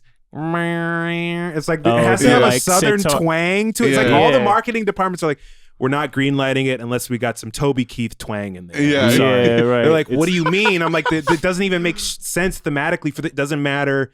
Throw a fucking acoustic guitar in there if you have to. I need to hear it. Just like if I don't hear a dwang in the first 10 seconds, it's all getting cut. Yeah, it's all getting cut. Like, God, Breaking Bad rules so hard. That show's so fun. But like Breaking Bad, I'm rewatching The it now. Last of Us, what's another show that has that sort of? It's like this rustic, like southern, like Better Call Saul, but that's also takes place in the same. Well, that's Breaking Bad universe. Yeah. It's anything that like, or like Shameless probably has that too. It's anything where there's like the vague idea of a desert. You know what I'm saying? It's like it's like anything that's where it's maybe like hot. Narcos, 100%. which Pedro Pascal's in. I love you today. I can't believe you said that. What? I look like Pedro Pascal. Thank you. I'm just like I love that you said that. Look, I'm gonna ride off that for a week. I'm gonna go man. Google pictures of him and like be like. I'm gonna edit this one, so I'll throw him up. I'll throw him up on the screen. I don't care. I'm gonna look just at like nothing. just split screen. It's gonna be so insulting. I'll superimpose it. Yeah. Maybe it's because of the facial hair I have right now, or is it just like my eyes? Or I think it's like the T-zone situation. Okay. Yeah, I could see that. And the mustache is obviously. I want to be friends with you hair. if you're watching, Pedro. I I'd like to be the clunkiness when it's camp. When it's like intentionally campy. Yeah. Like that's when I like that kind of yeah. Spider-Man is the biggest example I could ever give. Sam Raimi's Spider-Man. Yeah. Like it's clearly intentionally I forgot the part where that's my problem. Yeah. right. Yeah, and you watch it like you know it. You kind of know and it kind of feels appropriate given it's like it's pulling from a comic, so they're trying to like pull from that sort of like energy. You know, I'm something of a scientist myself. Yeah. 3 minutes of playtime. We would be here all night if we kept that going with fucking the quotes. meme where it's like, it's a nice dress. Your husband get it for you? It's just like a paragraph. Yes, he did actually. Like, oh God. Yo. Yeah, Breaking Bad rules though. Yeah. We got on that because we were talking about the Last of Us. Yeah. The Last of Us. You said have you played the game? I've played some of it, yeah. You said I should play the game. I've spent years learning about the game. Oh, really? And well, I'm just saying, like you were interested in it. No. But I've spent so much time watching reviews, analyses of it, different opinions on it, and like I came to the conclusion that it's not the kind of game that I would want to play, or that I would be like stimulated by or whatever. Because it's like it's a cinematic, very cinematic game in the sense that it's sort of like it's Naughty Dog. It's people who made Uncharted. And I'm not Crash Bandicoot. They look beautiful. The games look beautiful, and they look like, you know, really good games, but it's not like there's something that it makes me feel like I'm hitting you know, like on DVDs you hit the button to go to the next chapter, the next scene. It makes it feel like it's just a more elaborate, I mean, I guess any narrative based game is that, but I don't like feeling like hit X, you know, sequence scene starts. You know, it's like I feel like that's like gonna piss off people more than anything we've talked about this episode. Jason.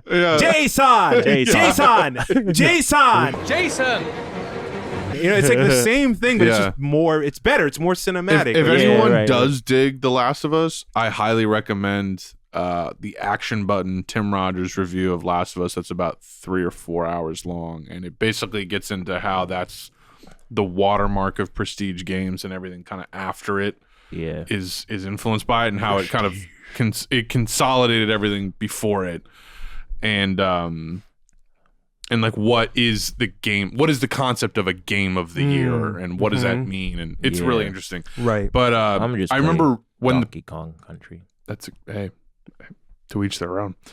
I remember when the pandemic happened, I had not played Last of Us ever. I knew about it, obviously, as a gamer.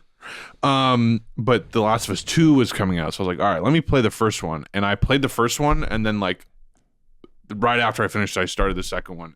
And just playing those two back to back, it was like binging a TV show. Yeah. Like it was, the writing is just really, really good. Yeah. So you could see how for me, while we have this conversation, can we just pull up the music from the water level in Donkey Kong Country? Sure. Anything music. You know, I'm gonna oblige. But I was gonna say, you can see how, like, why that you can see something funny. I just it's gonna be copyright claimed. It's gonna be like, you played Donkey Kong Country for 45 minutes. We'll pitch it up. We'll pitch up the Speed it up by 2. We'll pitch up the whole podcast. Sorry, you were saying? Yeah, you can see how. Hold on. I'm seeing. Hold on.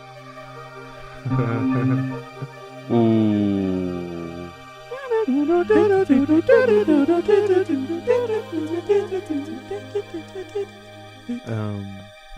Yeah, this shit is I want that amen break to come in right there. Yeah, right.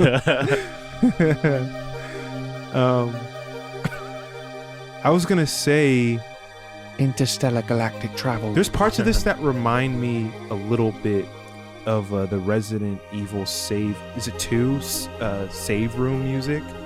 Oh, I yeah. tried looking it Yeah. up recently. I couldn't find it because I gotta play all those games. I never played a Resident Evil Yeah. or Silent Hill.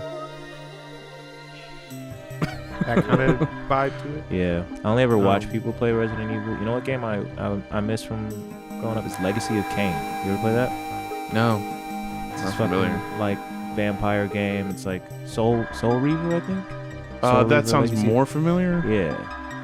It's just a fun little vampire game. It's just like it's a good time. I don't even know how to describe it to you. You hear have no context. That sounds like I'm in a Michael Mann movie And they do driving in reverb LA. piano thing like Parasite Eve. I feel like might have Parasite Yeah. Eve music. It's hard as fuck. Is that a game? Parasite Yeah, Eve? yeah.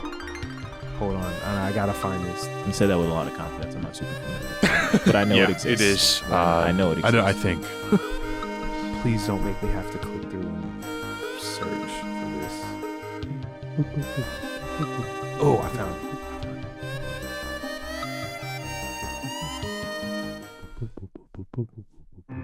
Nope, that's not it. That's not it. Oh, fuck. I have to find this. It's one of the hard. No one. I feel like fucking- someone's still watching right now. They're really the homie. Oh, If they're, yeah. if they're, Oh, still, yeah. if they're still Absolutely. tuned in, Oh we fuck with yeah, you. Absolutely. and they agreed with Yeah. everything. Oh, yeah. They're Oh, probably, yeah. oh my god, oh my god, this is like my family. What? Yeah, someone who Donkey thinks someone who thinks the Last of Us show is bad and agrees with all that is like coming right now. Oh my They're god, watching Breaking Bad They're right like, now. I'm the most validated person alive right now. They're watching this in picture with Breaking Bad. Oh, the speed is fucked up. Yeah. I can see the. Yeah. I think it's too fast. Let me try.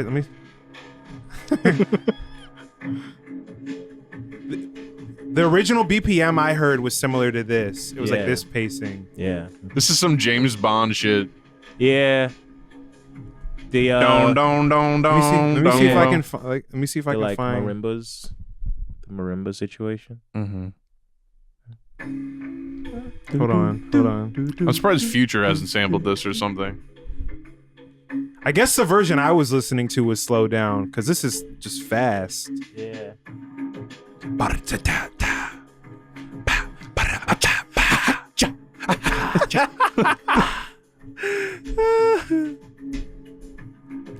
A little snare on there. This is hard as fuck. Like, if this was in a beat nowadays, this would be crazy. Yeah. Oh yeah. I remember Pierre Bourne was just like, I just listened to the Street Fighter 2 soundtracks. They got the craziest sounds in the world. That's where he gets inspiration from. Yeah. All right. I have to find the version I really want to play. But I wanted to say you could see how for someone who doesn't like TV shows why The Last of Us just wouldn't. Yeah. Like, I'm probably. surprised. Well, I guess if you don't like TV shows, then yeah, I guess it's like it's very like, Yeah. oh, See? Yeah. Isn't that better? Yeah. I don't know which is the original, but this is the first one I heard and I was like, and this is from what? Parasite Eve. Oh, Yeah.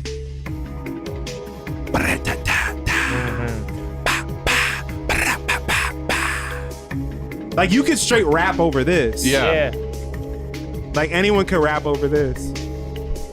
I'm so mad Zach isn't here because he would just do it. Yeah. He'd rap about the dumbest shit imaginable over this. And it would be coherent. I don't have those skills, unfortunately. Yeah. This legit sounds like Definitely a Benny X beat or something. Right. Like, this is crazy. Yeah.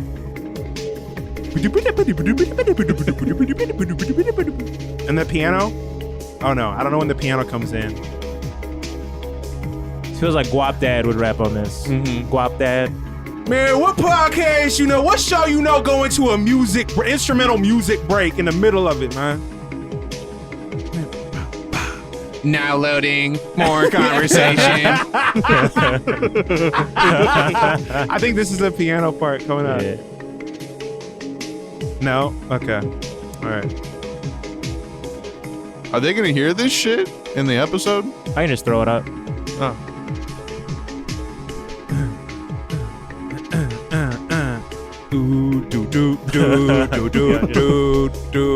There's a sub on it and everything. Yeah.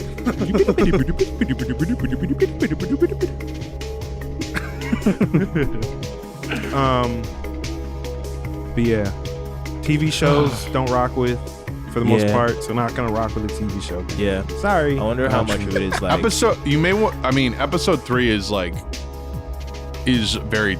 It actually, it's like a bottle episode. It goes in. Yeah. It's a self-contained thing that doesn't have to do This with has the to be main piano. characters. Wait, sorry. Okay. Okay. That's all I wanted to wait for. Just With 3 notes. That's a Miles Davis ass intro. Yeah, that does something to me. I don't know what it is. Yeah.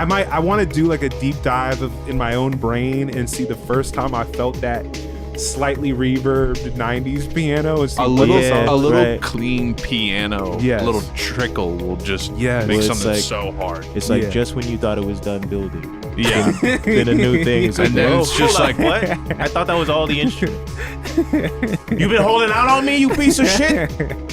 You It's just bastard. it's just someone playing piano in like Al Pacino's apartment or Robert De Niro's apartment in Heat, where it's just like the view is just the ocean and Yeah. there's giant windows. You know what it gives? It gives like the when like a cat walks across a piano, but they just land on all the right notes. Yeah, like that was hard.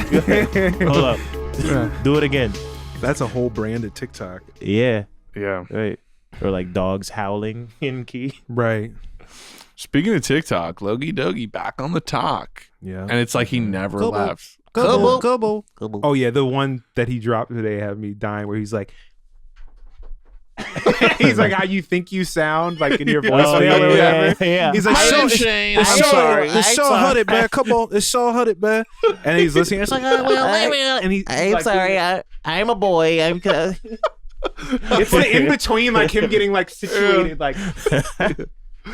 Hey, what's good, man? It's your boy Sean Hunter. You already know what it is, man. Leave a message after the thing, man. I hit you back up. Come on. Hello there, you've reached Shade, and I'm a boy, and I'm sorry. Leave a message and I'll tell you why I'm sorry. I'm sorry. Did you see the one I sent you where it's him stitching a video of like firefighters pulling the pots of water up to the apartment? I don't think so. Oh my God. I don't think so. No.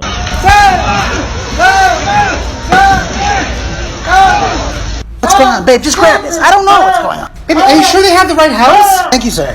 Babe, I have no idea what's going on. It's so fucking funny. Yeah. Oh my God. I had more. Damn. On the TV tip, I wonder if it's maybe like sort of the prestige TV train is running head on into the Movies getting worse train. into the just the industry You said getting the what? the prestige TV. Hitting the movies getting worse train. train. Yeah, Oh, okay. and just like the general like hyper commodification of IP. You know what I'm saying? To the point where like this idea of like TV being really, really, really good is also running into this idea of TV needs to come out really, really, really fast. Right. You know? Yeah. And so like I think maybe some of because I feel I think the you're- cross section of that quality of thing is that movie You People is like the perfect oh my God. is like the Yeah. perfect molecule of just like it's not a movie really, it's not TV though. Yeah. It's just like a product. It's just a thing. It feels like a long like just like a home video almost. If you want to watch a movie, I mean you won't watch it, but if you if you want to I think watch watch it. it's I don't think I can. to me on bad things fascinate me. So Yeah. like that type of thing that like there's so much to analyze in that, but on just a purely screenwriting thing, it's like absolutely no character gets any development. There's absolutely no reason the main two characters should be attracted to each other. Right. Apparently Apparently they literally CGI'd them kissing at the end. They did. Yeah. They CGI'd Lauren London. I'm assuming that was Lauren saying, "I'm not kissing him." Well, they they peck earlier in the movie, but everyone's commenting about it. Yeah, they smooch. When? It's just like little, I think, at one point. When they're like in the bathroom after they fuck the first time, they give a little, or like maybe he's brushing his teeth. Didn't happen. They hug. They hug a couple times. Hug. I guess maybe they never. Do they? What are people talking about though? They're saying, well, like they have friend energy. The two romantic people in the movie. And I think they captured some good moments of like Jonah Hill in real life making Lauren London laugh. So I think there's some organic, what feels like organic chemistry there. Yeah, but like it's not a romantic chemistry. It's not, and it's not like it's not responding to anything that's scripted. It feels it's no character chemistry. Yeah, it feels like their real life chemistry is doing a lot of heavy lifting. You know, if that makes sense. And then there's these scene transitions that I don't even know how to describe. It's just sort of like, do you know what I'm talking about? Where it's like LA, like, whoa, the culture, like that. Yeah, yeah. Just the whole idea of the culture just kills me a little bit. Yeah, you know, even beyond this movie, but it's like. The idea that that Jonah Hill cannot speak on the culture when even in the real world, when people say that they're referring to BET, you know, like if I talk about BET, I don't give a shit, right? You know, it's TV. I have no stake in that. You know, there's nothing even his character in the film is talking about that I have a personal stake in. I don't care. I feel like you could teach a 400 level semiotics class and just analyze that one film, and like, and also just like how it is a product of what the industry is currently. And what it offers. That Kenya Barris had one success, and now they've handed him the keys to the entire industry, and he's just like. Sprinted into hell with it. Yeah, just cranking that mid out. Did you watch the last show he did? No. The fucking Human-ish? Human-ish. That's not really what it's called, right? Selfish. I don't know. You're joking, right? I know nothing about his fucking Shellfish. Shit. It's actually, this one's the sequel to Shark Tale. No, this one's just called Organic Fish. Matter-ish? No, this one's just gun in my mouth. Life-ish? This one's called Live-ish. This one's just called Fish. It's Kenya Barris as a dolphin, and he's unclear about his identity as a F-ish. F-ish. That's what it stands for. Yeah, F-ish. F-ish. F-ish. It's just porn. It's fuck-ish. Fucking. Fuck-ish. Fuck-ish. That's his porn. I'm doing a new porn series called Fish. It's called stands Fish. for fuckish. And it's people fucking. Kinda.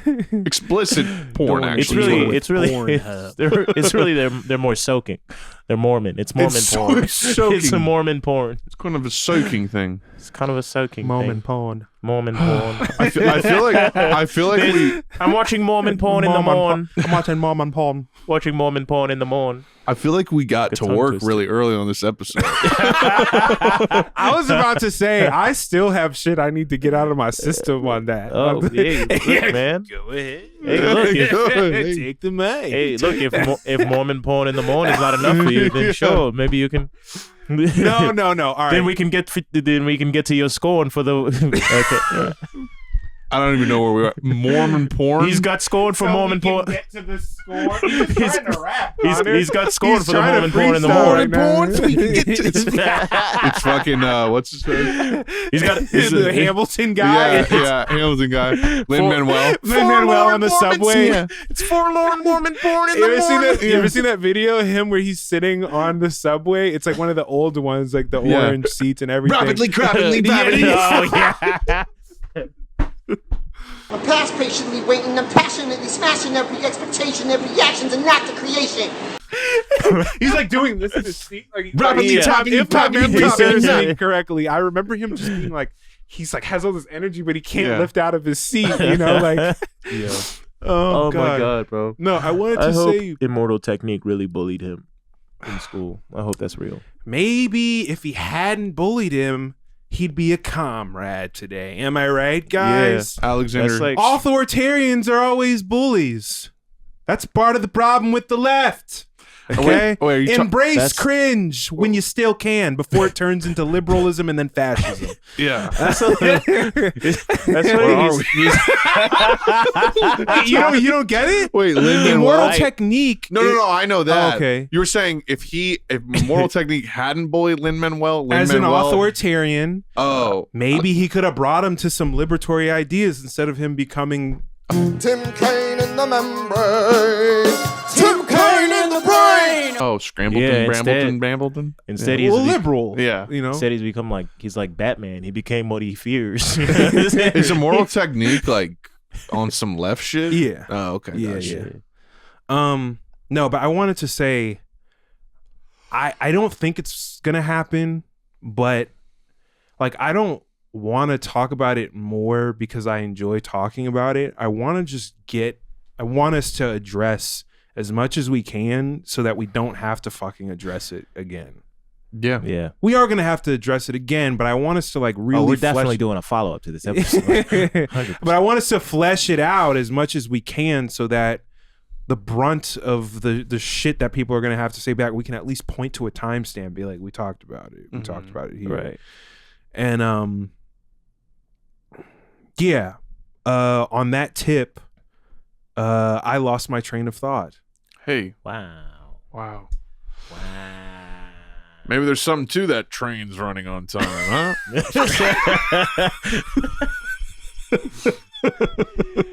It'll come back to me. Yeah. It'll come back to me. This must we can. There were two specific things that we didn't talk about that I wanted to talk about, but I'm gonna need a second to remember what they are. Fucking ecology, fucking patriarchy, fucking you sound like Shoenice. Okay. Fucking patriarchy. Fucking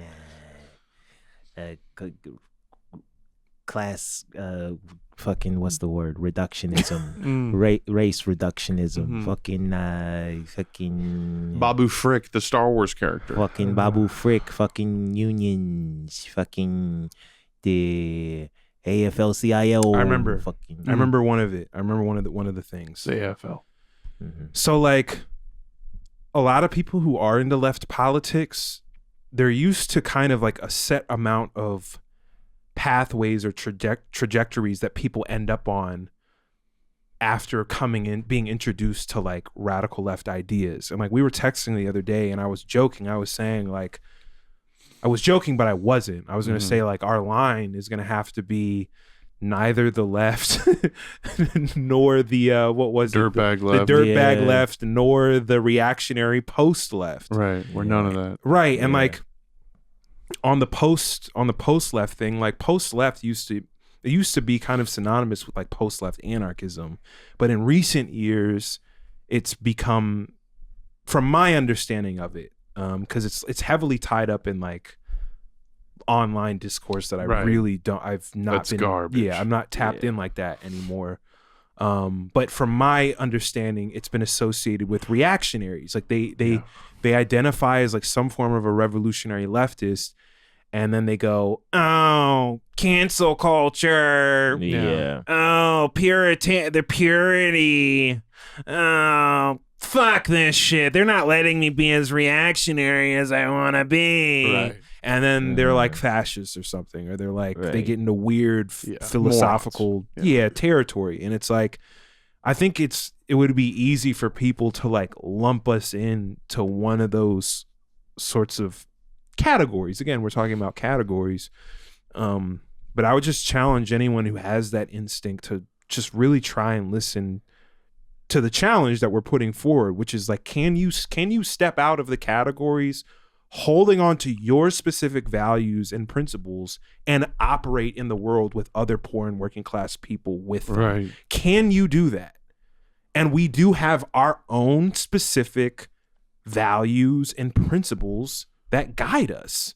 direct democracy, cooperation, internationalism, intercommunalism, if you want to call it that, and more stuff, you know? And it goes beyond a simple, easy label or category, you know, because there's people use the label as a crutch. The label doesn't really tell me your specific values and principles. It's shorthand. And then I'm supposed to assume that, oh, because he called himself this, he believes in these very specific things and actually understands what all of them are. It's the same way that if you say you're Christian, that could mean a million things. Or even if you're Catholic, it's like, well, are you practicing? What does that mean? And I'm making that point on like leftists and or socialists or communists or anarchist. You know, like practically that's not really telling me a lot.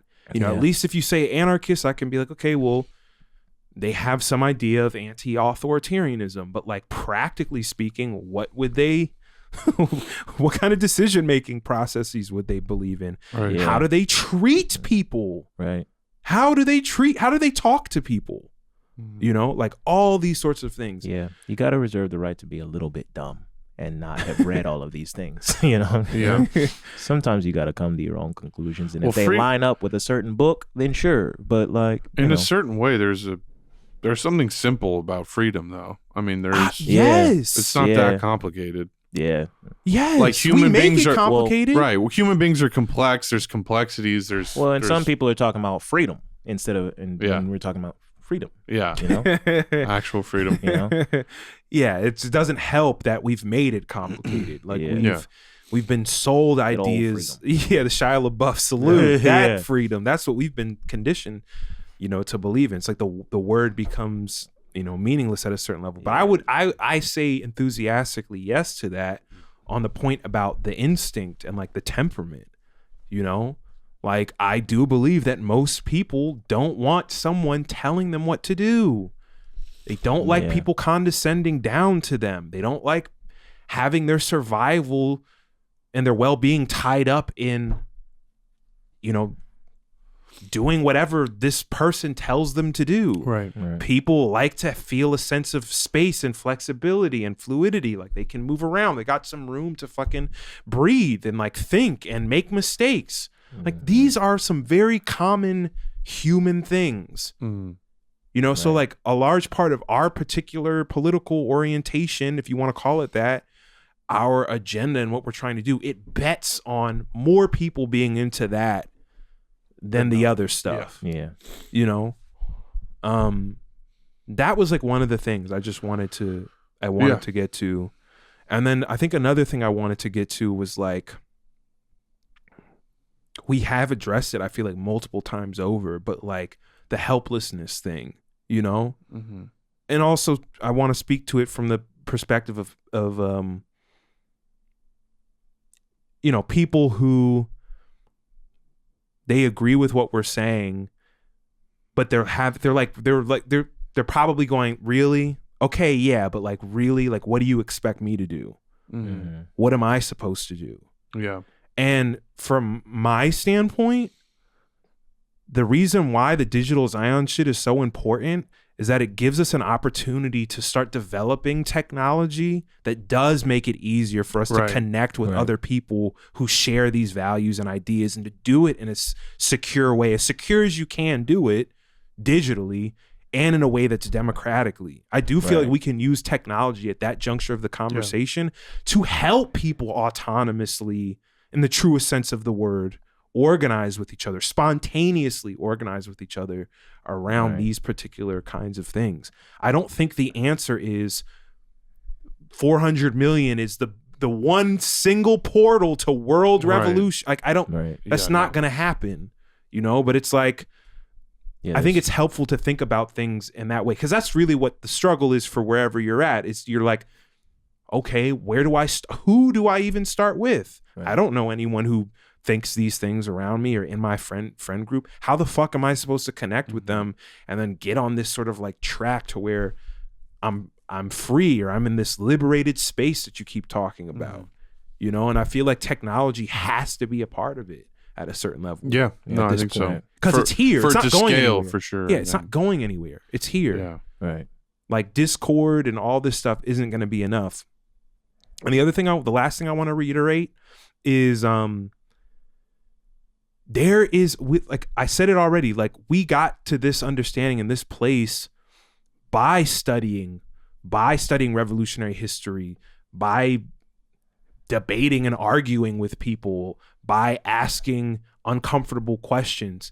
So it's like none of this is to say that it's not worth like wrestling with different kinds of left theory and writers and tendencies or whatever. It's just to understand what it is and what it isn't.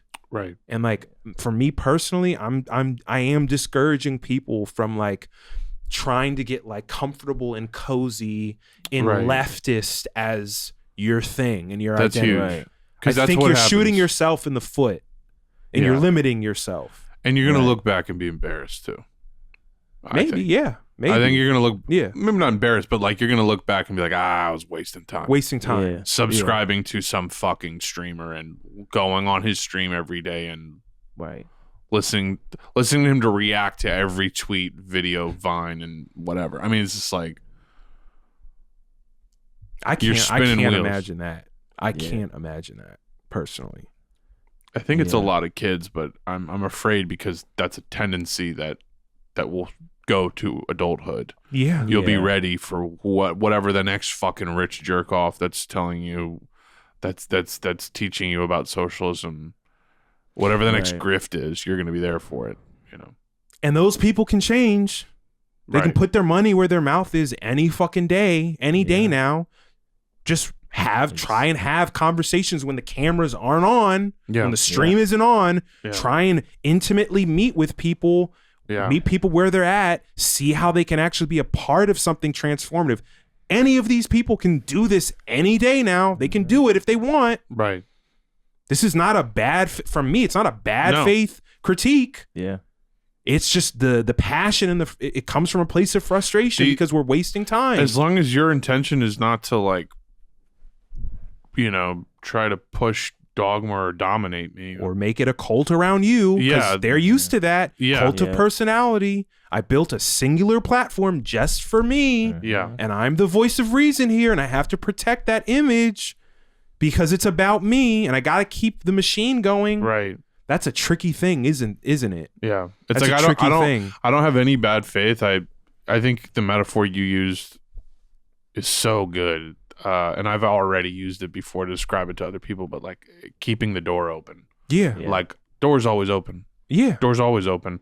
To people who are about it and are serious. But so it's like I don't have bad faith, but at the same time, until proven otherwise, there is a degree of like it does seem a little like you're just conditioned into it. It's not. You know? Like you could be too far gone.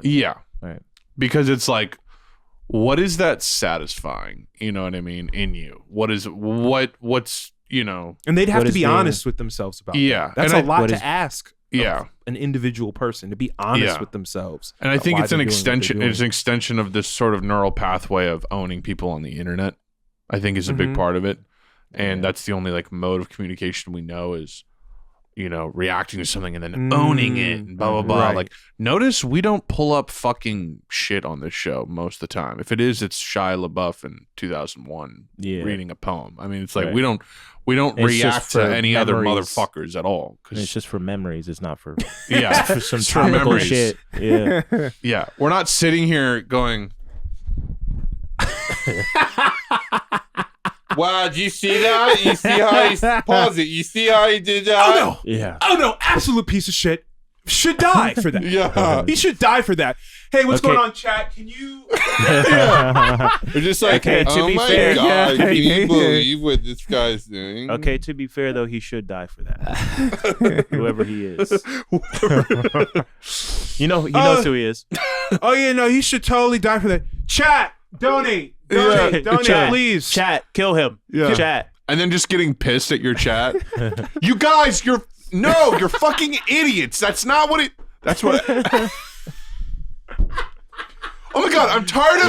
And it's just like a bunch of emojis, and it's like this is who's triggering you. Is just a bunch of like chat, just a bunch of milk bottle emojis. You guys, it's like those are 17-year-olds. Those are 17. You don't even know. You don't even know. That's the masses. Yeah, you don't even know. It's just input to you. Oh, that's the masses. That is the masses right there. Oh God. That's so dark. It's like you don't have the self-awareness to see yourself. Like, bro, you are like a character in a modern day like comedy, like a montage in a movie, like a Judd Apatow. It's like a Black Mirror episode. Yeah, like more a Black like Mirror episode. Yeah. I wonder if Kai Cenat ever watches himself back and is just like, I really say chat like that? Is that?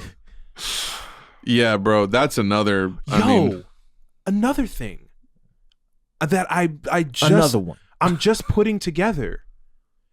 Andrew Tate organizes his fucking base. Right. That's sick fuck. Right. Compound in fucking Romania, they're paying $5,000 to fucking fly out and train with a set of mixed martial artists that he has. But like, it's like this like fascist. He's really doing like the trafficking of men.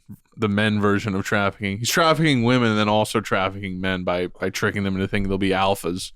But if that isn't a sign of like, oh, this isn't enough. Like what what's going on is not enough. Right. Same thing with Elliot Holst and all these.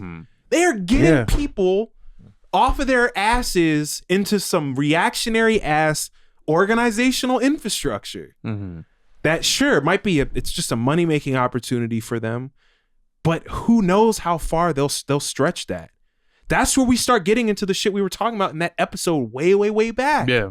All of a sudden we got YouTuber fascists with fucking armies. Militias. Yeah. I mean, isn't Black Hammer or whatever basically that too? Isn't that what that shit's called? Are they still fucking I'm sorry, y'all can cut that out, but I just really want you were talking about leftists collabing with fascists, and I was thinking about that earlier. Yeah, that happened, but it's such an incoherent mess. Yeah, I don't know if I would even call it a collab. It's like no, it got to that point. Well, their leader, supreme leader, got to the point where what was it, Richard Spencer or like somebody? I'm saying I feel like they're just straight up fascist themselves. I wouldn't even call it a collab with fascists. But like that, they're so reactionary, they're finding themselves overlapping with white supremacists. Yeah, right. It was the Proud Boys. I think it was Gavin McInnes type shit. Yeah. But yeah, no, it's all that shit is the same shit as the white leftist guys on Twitter who think they're working class when really they're babies like the rest of them. And it's those manosphere people who like do you know they offer like Navy SEAL buds training, but that's not real. Like you can be like a middle management guy at a insurance company and go do Navy SEAL training because they offer that. Yeah. Like what a scam. It's that. It's like the overcompensation of not being very competent or like, strong individual, I guess, because of capitalism. But and I will say it is easier to get people to do things in a certain way when you have those type of authoritarian politics, because you're preying on people's fear. Yeah. And you're preying on people's Based insecurities. You're letting them, instead of encouraging them in their head. Yeah. You're talking to that. Yeah. Instead of encouraging them to look inward and challenge those ideas and from the bottom up with other people, even with you, to decide things together, you're leaning into that vulnerability. You're exploiting it to get them to do what you want them to do. For whatever reason you say you're doing it, Yeah. But yeah, I mean there's we could probably talk for hours upon hours upon hours about so many different parts of that part of the conversation, but I at least wanted to get some of that out of my system. And I hope that if people, got to this point of the episode and you've been listening to it and maybe you fit the description of like the type of quote unquote leftist we're talking about, I really do hope you can think about it, because I gotta be honest, like I'm way fucking happier. Happier. Yeah. Because I feel like I'm looking at things very clearly. I feel like Walter White, I'm awake, Jesse. And also not living like under these ascetic sort of like, I gotta suffer. Yeah. Like, oh, I gotta. If I'm not suffering, then I'm not really in. I'll it. do you another one. You can remove yourselves from this dog shit, annoying, whiny discourse online, and not have to engage with that and feel sane. Like this fucking all these people that you know are losers talking to you. You can disconnect from that and not have to worry about that or engage with them. Like. Yeah. People that you don't know and you're not in community with. Yeah. That don't know you, really. If you feel like you're hyper online and too online and you're in this niche making me think of another thing. Of shit, like you're lost. Like you're not going to be connecting with anybody for all the way down that rabbit hole. That's making me think of another thing, which is, I was talking with someone recently and they did this thing where, God, I guess if they find this, oh well. That should be the subtitle of the show. Whatever. I guess if they find this, oh well. Yeah. They did the whole thing where they were like, yeah, back in like 2020, I was like really fired up and I was like really heavily online and I was like, I was like really like amped up and I was trying to do something, but then I just felt like nothing was happening, and so I'm kind of like over that, and now and I feel so much happier. So they're saying there's multiple things going on. Yeah, this actually happened, right? So there's multiple things going on. Was this Cypher from the Matrix? Is that who you were talking to? 2020 stressed me out. And you know what? I stopped giving a fuck. No, exactly. Exactly. So the two things that I interpreted in that, right? They're conflating the online left and like all of that stuff with like the thing, like with the practice or like where the practice is or where it's happening. And they were disappointed by that. It's a part of my reasoning with like, left is corny, get away. In terms of like, identity and whatever. Right. But then the next thing that happens is they literally, what I heard and what they said was, I put myself on the reactionary post-left track, like a boomer, basically. Like the Vietnam, during Vietnam, we were all really, it was turbulent times, and and then I just, and then I grew up. We grew up, we got over it. The counterculture, that's it wasn't so gonna many people. Yeah. So, but there's we can't afford that this time. No, we can't afford to go through whatever this person went through and then go, I'm back to regular. I'm just gonna go back to reality. To reality. No, that is death this time. That is death. Our option this time, our only option, if we care about like from an existential standpoint, living and continuing as a species, is we have to fucking wrestle and deal with this shit. We have to wrestle with the mess and the contradictions of the left, decide what we are and aren't going to deal with, figure out what the concrete practice is, and we have to fucking move on it. Right. We can't afford to go, I'm over that.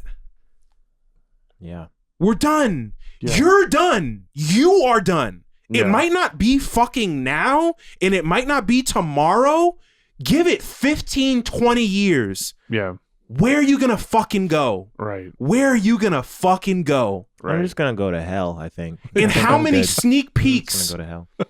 How many like tastes, sneak peeks are you going to have to get before you really fucking internalize that? Yeah. COVID wasn't enough. COVID wasn't enough. Pandemic we're still fully in. That wasn't enough. Mm-hmm. Good Lord. Yeah. I don't know, man. That's the scary shit. Bro, to me. I was pescatarian when that shit started and started eating meat because I literally thought the world was ending, and I said sayonara. Like I'm gonna eat some fucking meat on the way out. I was happy being pescatarian, but I was like, oh no, the world's ending. I'm gonna I'm gonna get in while the getting's good. Like, yeah, I don't see know. how why that not? can. You see how that can lead to reactionary ass shit, though. You Well, know? it's also like not the food, not the fucking, not. I'm not talking about the food. I'm talking about I like. was about to. I was about to. Well, also, I really wanted burgers. Yeah. I wasn't about to go into that. Right. I'm not talking about the food, man.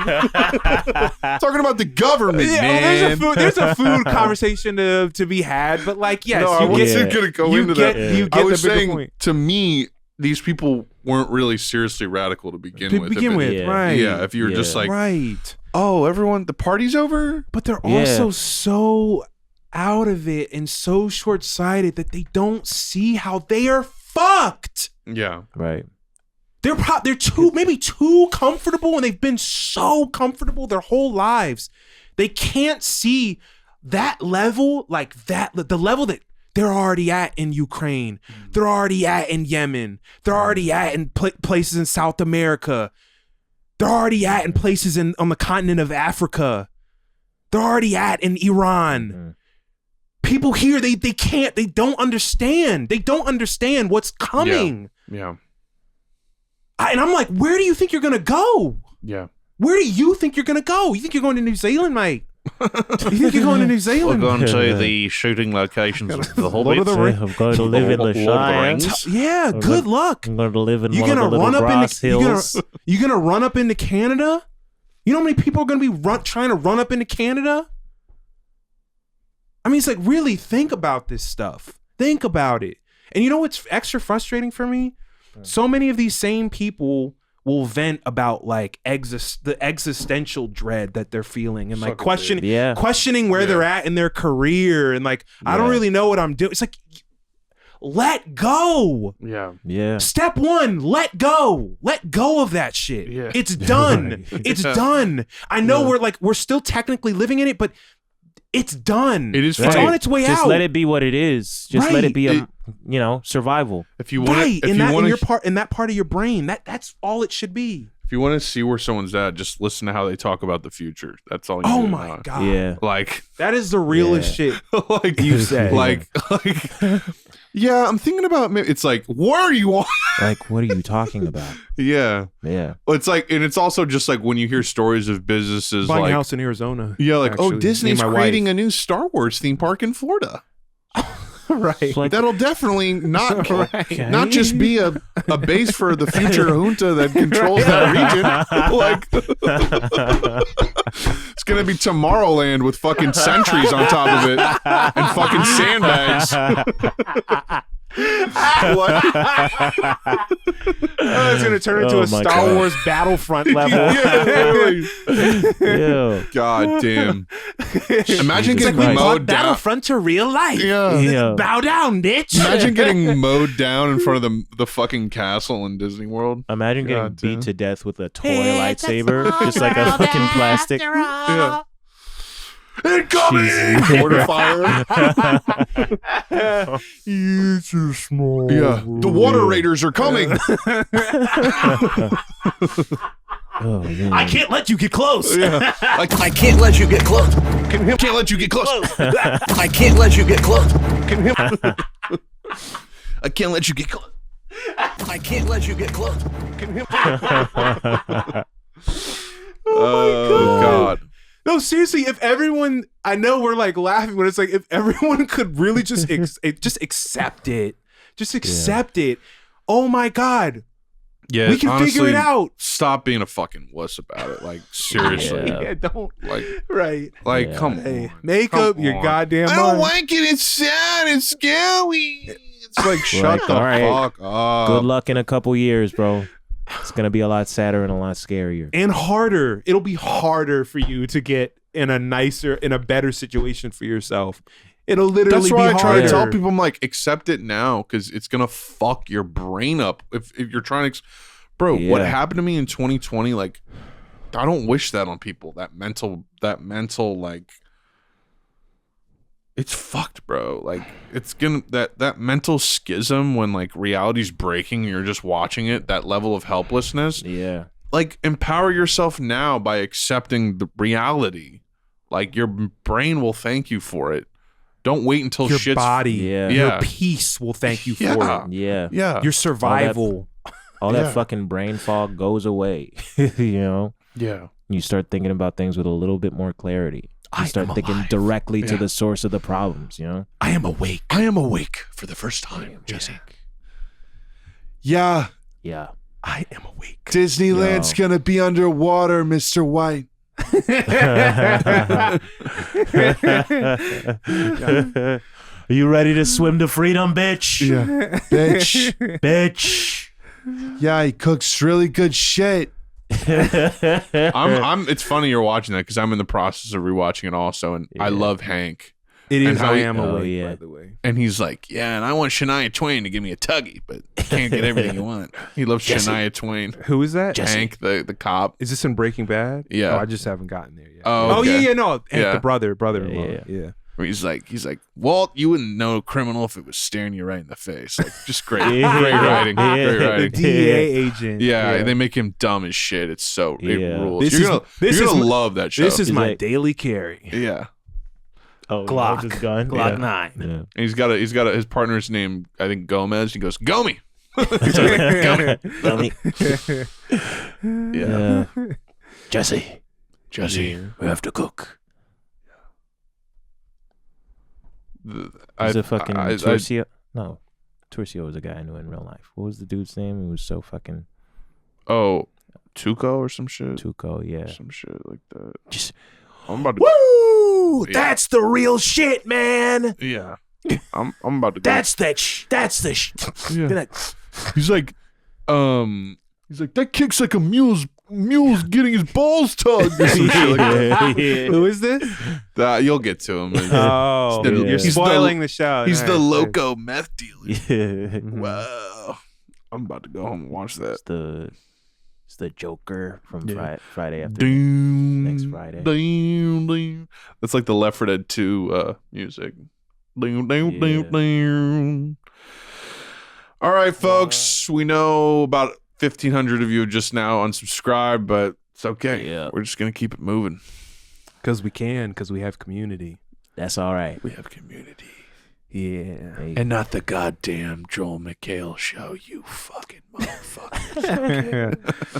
We'll move on. And not the goddamn Dan Harmon show, you piece of shit. And for that matter, not the goddamn Childish Gambino show. Yeah.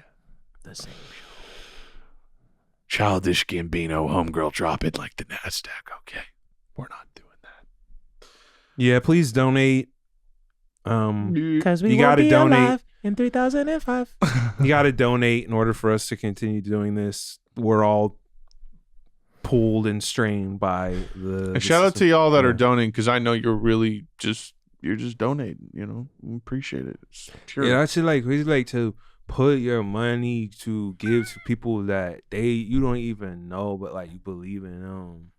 That is crazy, and they entertain you also, and that's real, like type shit for real. Like it's crazy because like we entertain it. We got battle plan, like it's like crazy. Like most niggas out here, they ain't got that. You feel me? So it's like if you give them money to like some real shit, like type shit. Like, and they got no drip either. Man, don't even get me started, honestly. I like that character because he's like so cozy. He's like ready to go to bed. He's wrapped up, he tucked in. He's like, oh, I'm tired. I'm all, hey, I'm tuck it out type shit. You know, you feel me? Yeah, tuckered out. Tuckered out guy. I like to be real. Like I be looking up when I talk because like I'm not even from this planet for real. So I'm just like looking up. Like that's how I communicate with my alien ancestors. Like they out there. Why would I look down here with these like people when my people was out there? Like I'm not even on this planet. You're a star child.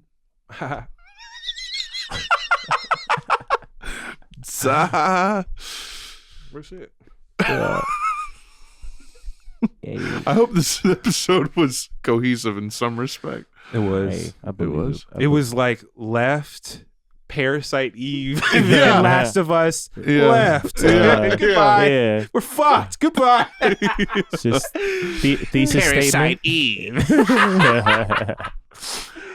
I want to be a video game voice actor that just does voices like that. Like, Welcome to Parasite Eve, you goober. Just trailers. yeah. Kevin James. On the eve of a parasite. Yeah. A dog's ass. Yoko Shimomura did music for, I think, the game. What? I'm tired. Me too. I'm fucking beat. Is McDonald's still open? No. I randomly got That beat, it's not. That beat we were listening to, Yoko Shimomura, Kingdom Hearts. Oh, music, shit. Same composer. Oh, shit. Yeah. So, can you imagine a Metro Boomin Yoko Shimomura collab? Man, come on, get on that. I can't. Benny X, my man. You got a collaboration right there. Phoenix. Yeah. Yeah. Oh. I like saying Phoenix. Crankgate. If you get the picture. I got that picture. If you get the picture. Got your boy in with the Taliban. It's funny how many times Yeet says he likes Osama bin Laden. There's a part counter. Osama bin Laden, my bro. He literally says that. What? Percocet. He's on it. Intelligence is just gonna have so many clips to stitch together out of this. You being like, assassinate the president. Osama bin Laden, my bro. Like, there's so many. They're like, legally, we can nuke them right now. We can neutralize you right now. We can predator strike them now if you want. We can just nip this in the bud. They've said enough crazy Our shit. White House terrorism report, everything's on there. Through the roof. Yeah. Through the roof. Could have just got you on wearing a turban, but gave us all the other. You need to make a website like Yeet lovesosama.com, and it's just a counter for all the references. I used to love those novelty websites. Oh yes. He also on that Life album, it's like he just bought a Lamborghini Urus right before it, so he mentions a Urus in every single song. He's just like, I just put it up in the Urus. Yeah. He's just talking. He's at the front of my mind. Matter of fact, I just recently bought a Urus. Just rolled off the lot. Oh my god! Like today. It's funny you mentioned it. Yeah, it's funny I mentioned it. It's actually funny I mentioned it. I just bought a Urus. I'm in LA where the sun don't stop. It stops all the time. That's my favorite part. Yeah. It's mad not sunny in LA frequently. I'm in LA where the sun don't stop. It's like you're not in like Reykjavik or some shit. Right. You're not in Iceland where it never goes down. You ever seen nighttime? Yeah. Oh my god. It's pretty cold.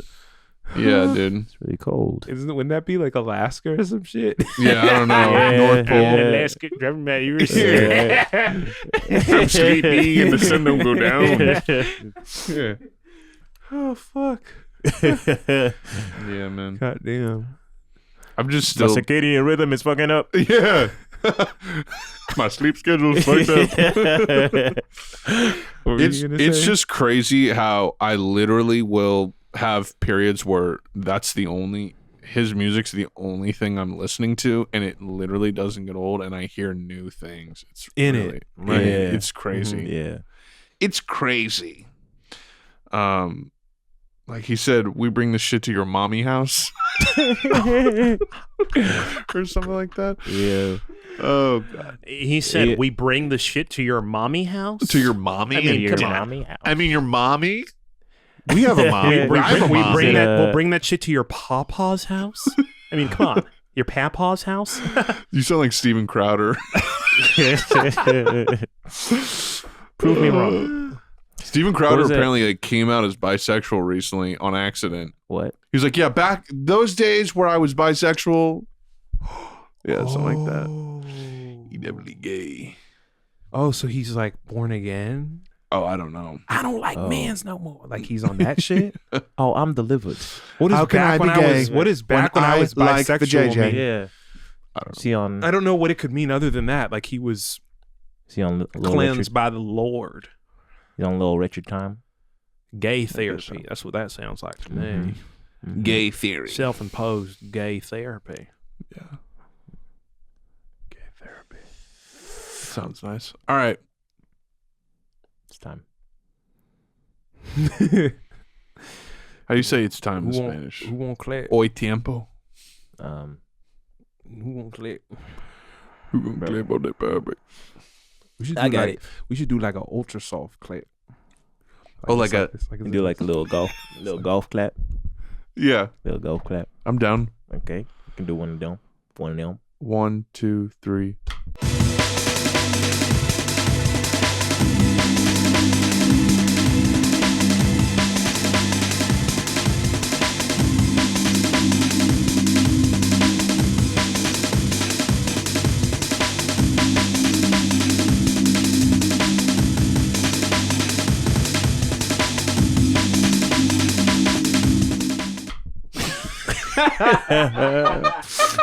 Like making them ass claps. The asses clap. Yeah.